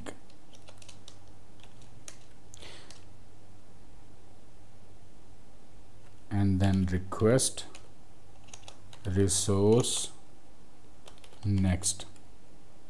If you won't use this next, then your app will not proceed further from this route. So this next is important.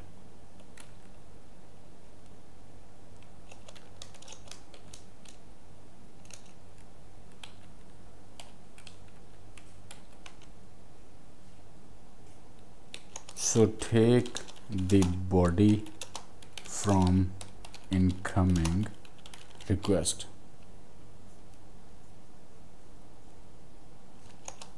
By using request.body, req.body, and convert it into string. We used async here, so we will use await here. Await won't work alone.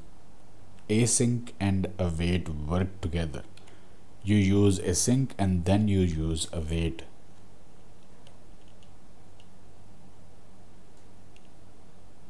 So here we will use another function. Write text to file. Async. This is just function name, it can be any name. And then file contents, this will be the data here, so here will be the file content or request content. So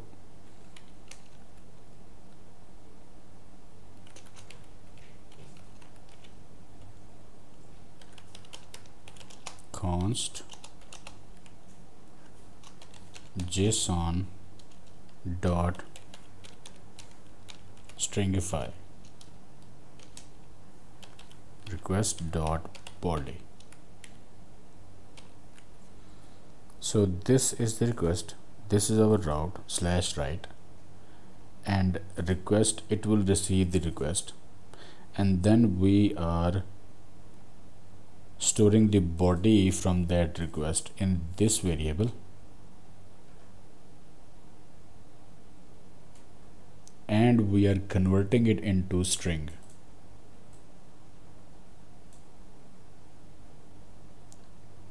And then we are passing this to a function write text to file async.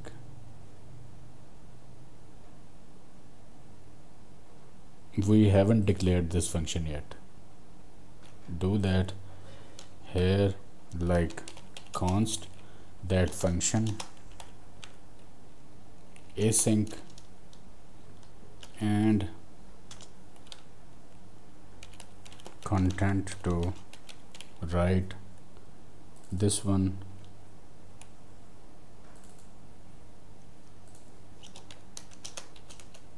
and then here we will call that fs, this one. So fs dot write file. Okay,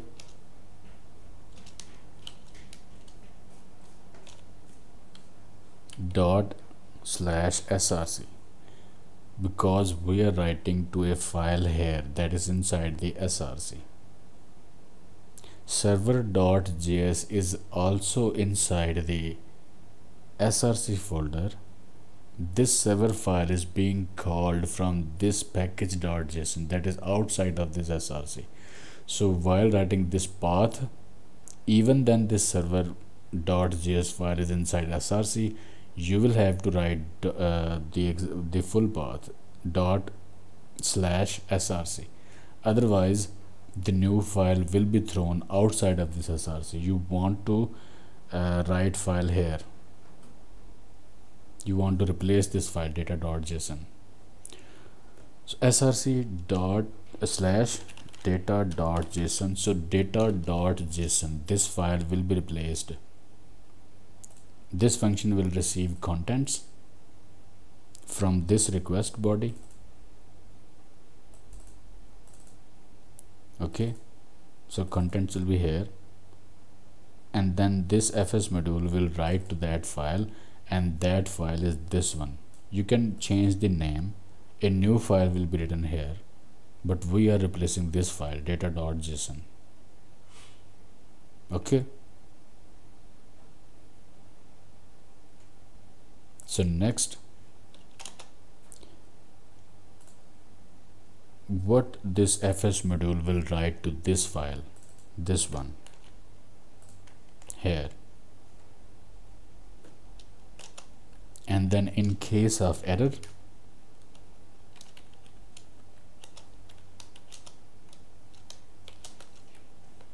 we will throw an exception.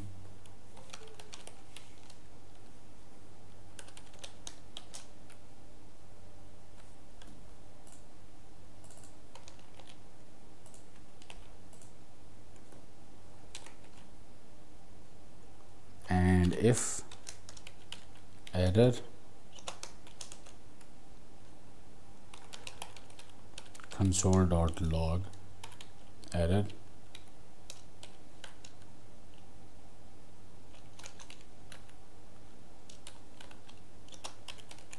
else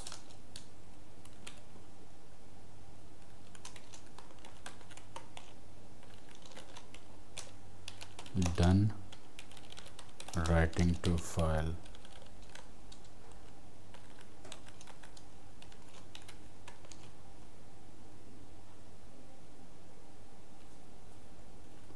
All right, so do not get confused by these names. Do not get confused. We just declared a variable here, and then we just this was the route slash write. This route will receive a request, and that request will have a body, and that body will contain the data. But we converted that data into string by using a method json.stringify. There is json.parse, and then there is json.stringify method, and we just stored whole object here, and then we called this function and passed this whole data to this function here, and then inside this function we called the fs module and we used its method write file. Then we gave it the path, but watch for the path here, and then we gave it the content that will be written to this file,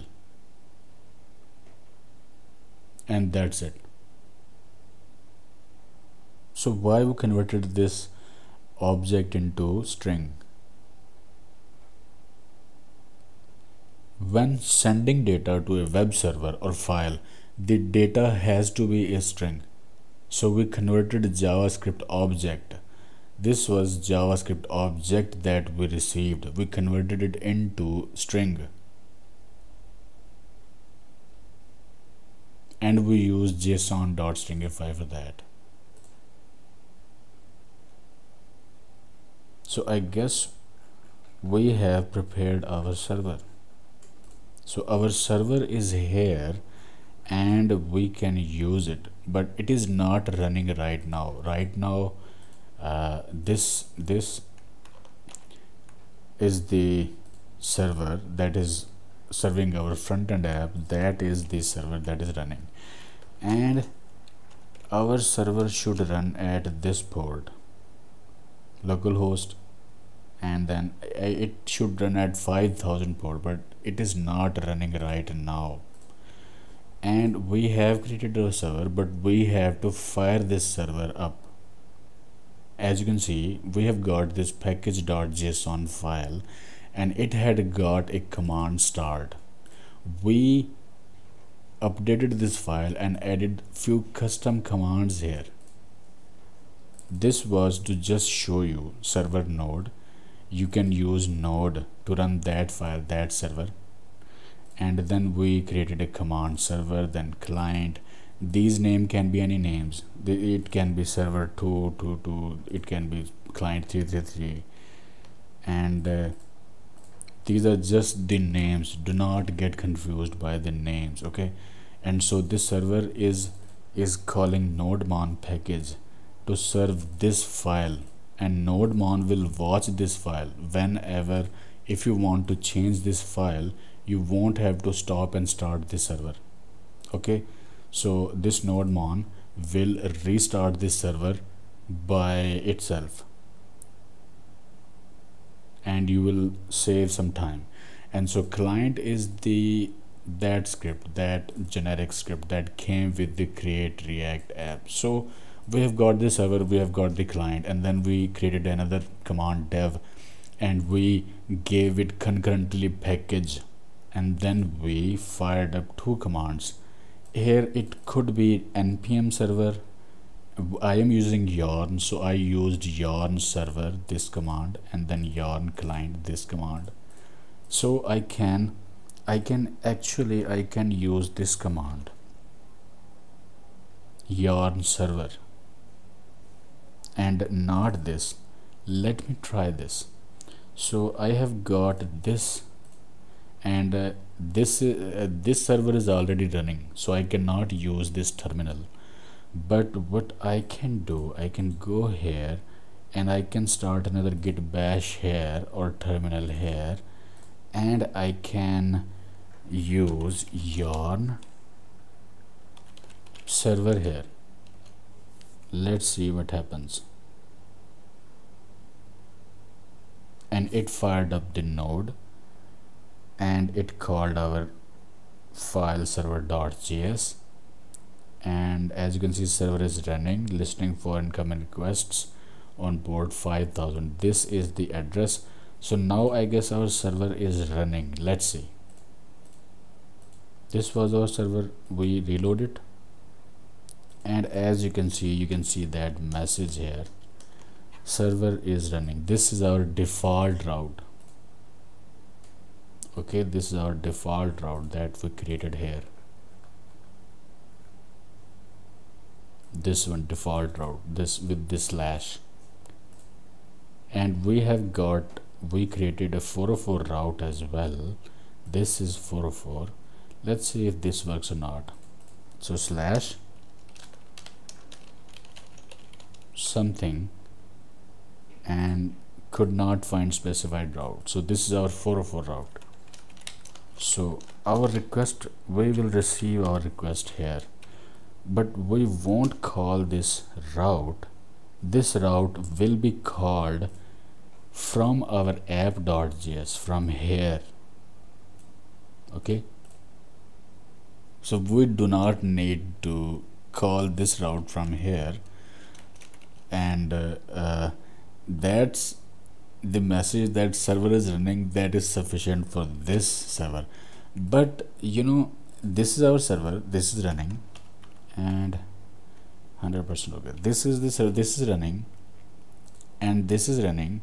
So we have got two servers running, and we have got this terminal and this terminal, two terminals are busy. Okay, so what I can do is I can exit this server, and I can exit this server, and I can close this terminal, and here we've got one terminal. That is why we created this command at the first place, this dev command, so that we run these two servers concurrently and we don't utilize multiple terminals. So we will use this command now, dev. So yarn dev,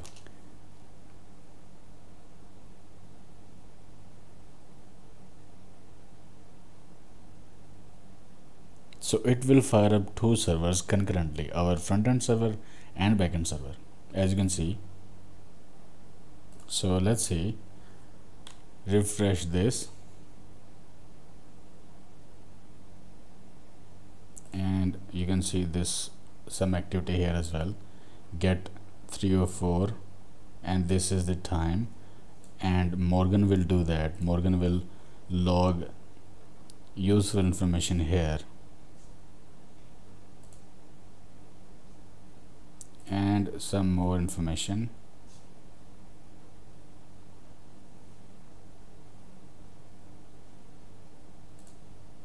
Our front-end app was fired again, and this is our backend server. So our backend server is running and our front-end server is running.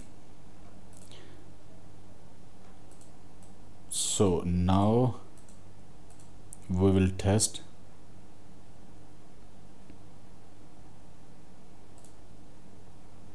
that we can update this file or not, we can write to this file or not. So let's see.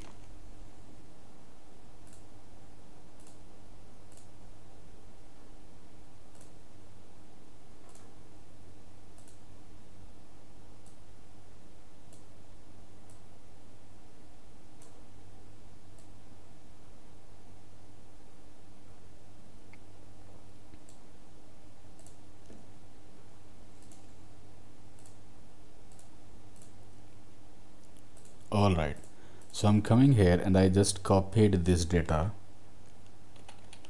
for backup, and then I came here. Our server is running and our front-end app is running, and I am removing this post, this post, this post, and I am adding another post here. I am adding another post here, like second post content goes here.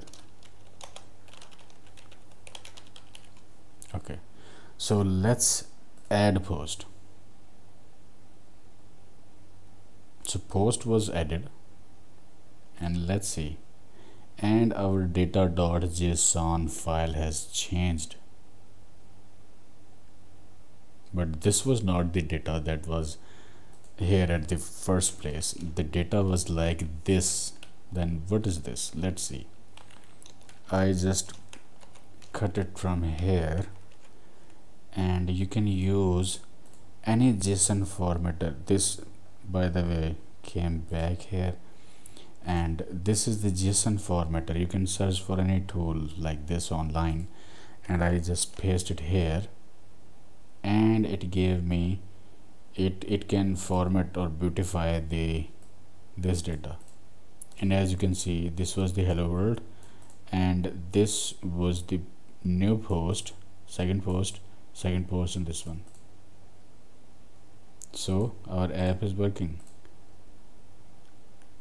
So let me copy this one more time, and let's delete everything.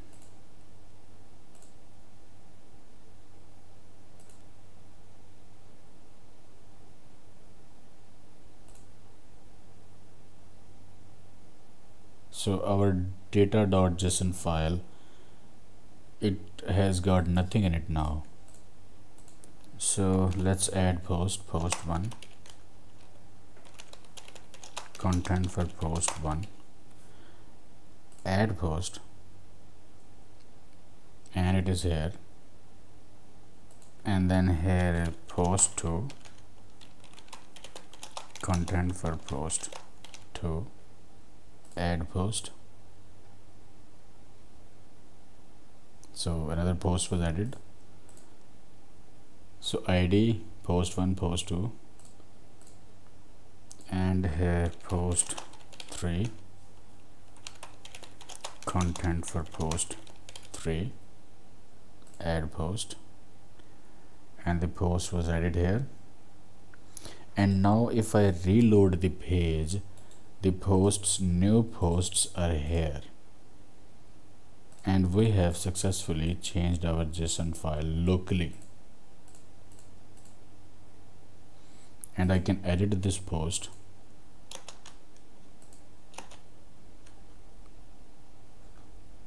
update the post. This post was updated, and I can reload this app, and it is here. This post was updated. I can update it again,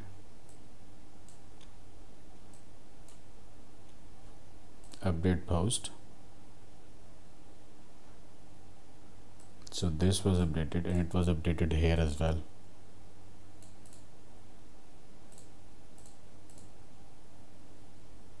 And I can delete it, and it was deleted from here. I can delete this as well,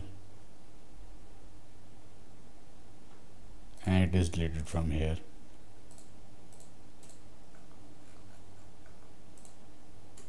So I am reverting this data.json file. This was my old data, and here's our data. Our data is back.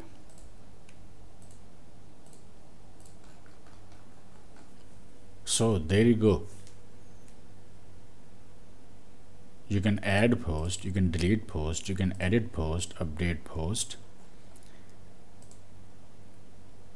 at the front end level, but then by using this server Node and Express, we can also manipulate actual JSON file locally.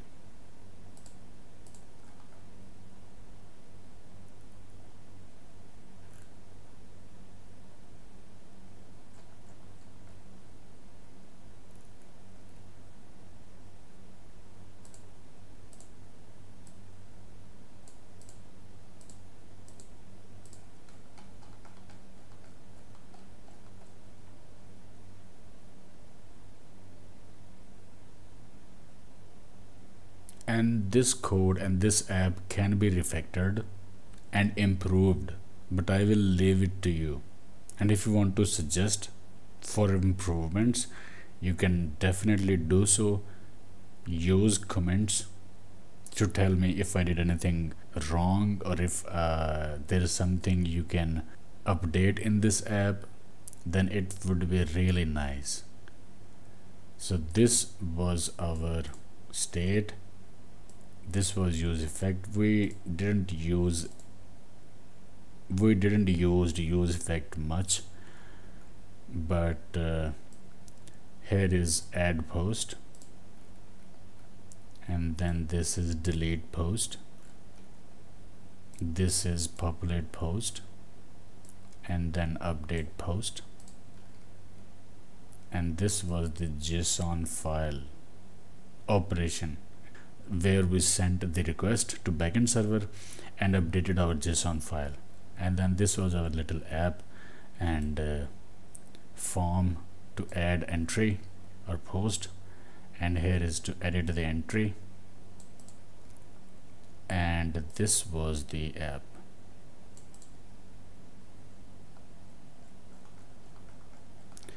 So there's one more thing, that is the bonus section.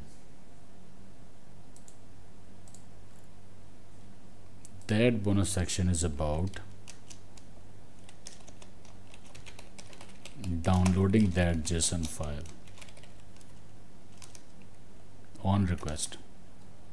And here we will add just a function, const save data, and it will receive the data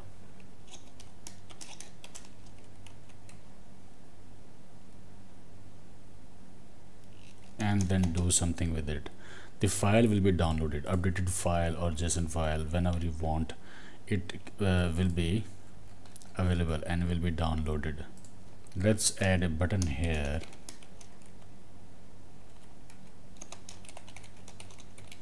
Class name btn dash download, and here will be the button, and it will say download data, and on click event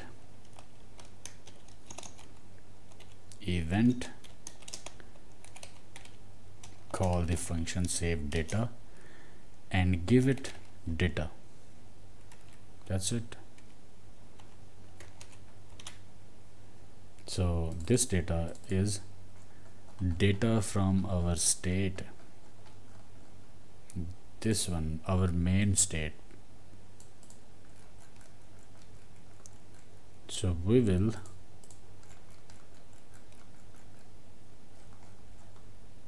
write this function now. So this was the bonus, and you can download this JSON file on demand as well. So its output will be here like this. You can click it here and then you can download that JSON file. And to do that,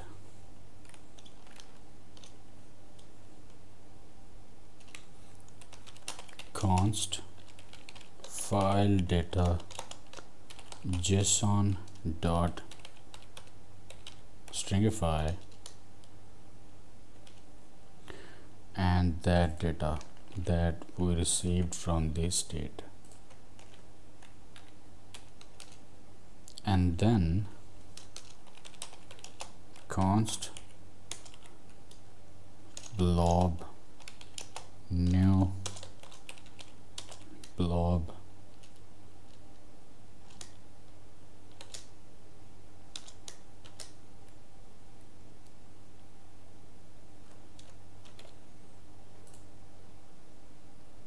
and then this file data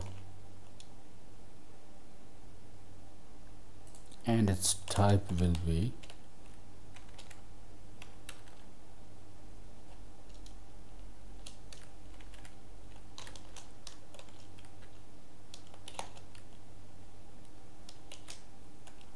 text slash plain.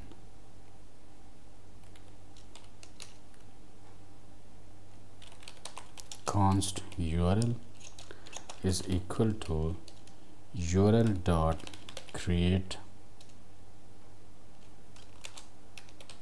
object URL blob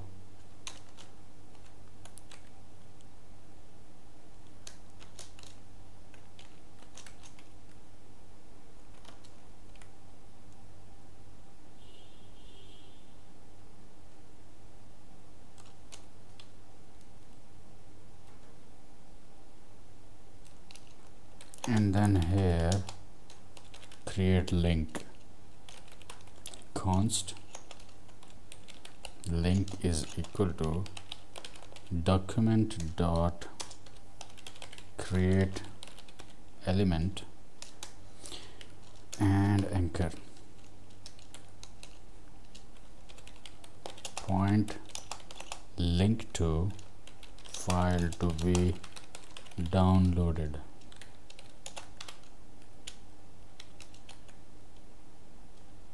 Link dot download this link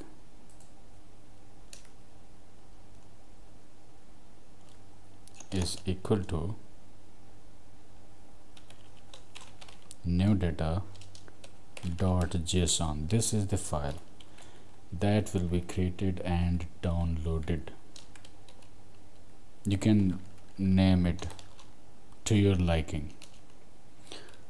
And then this is the link dot href is equal to that URL, this one.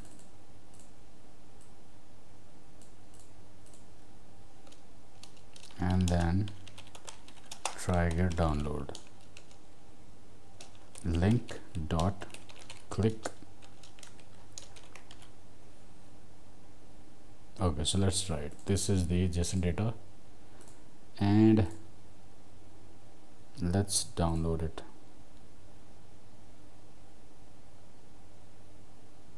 And we've got an error. Document dot create element spellings are not correct.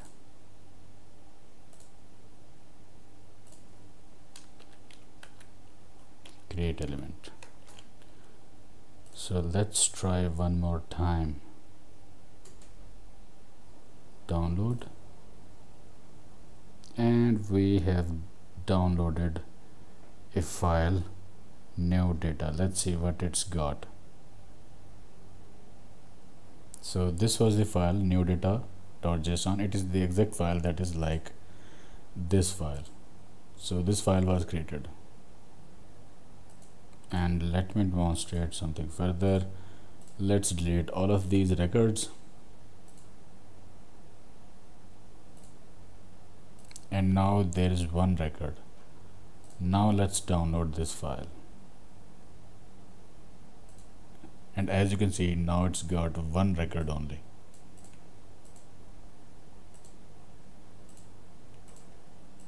So this was the downloading our JSON file, updated JSON file.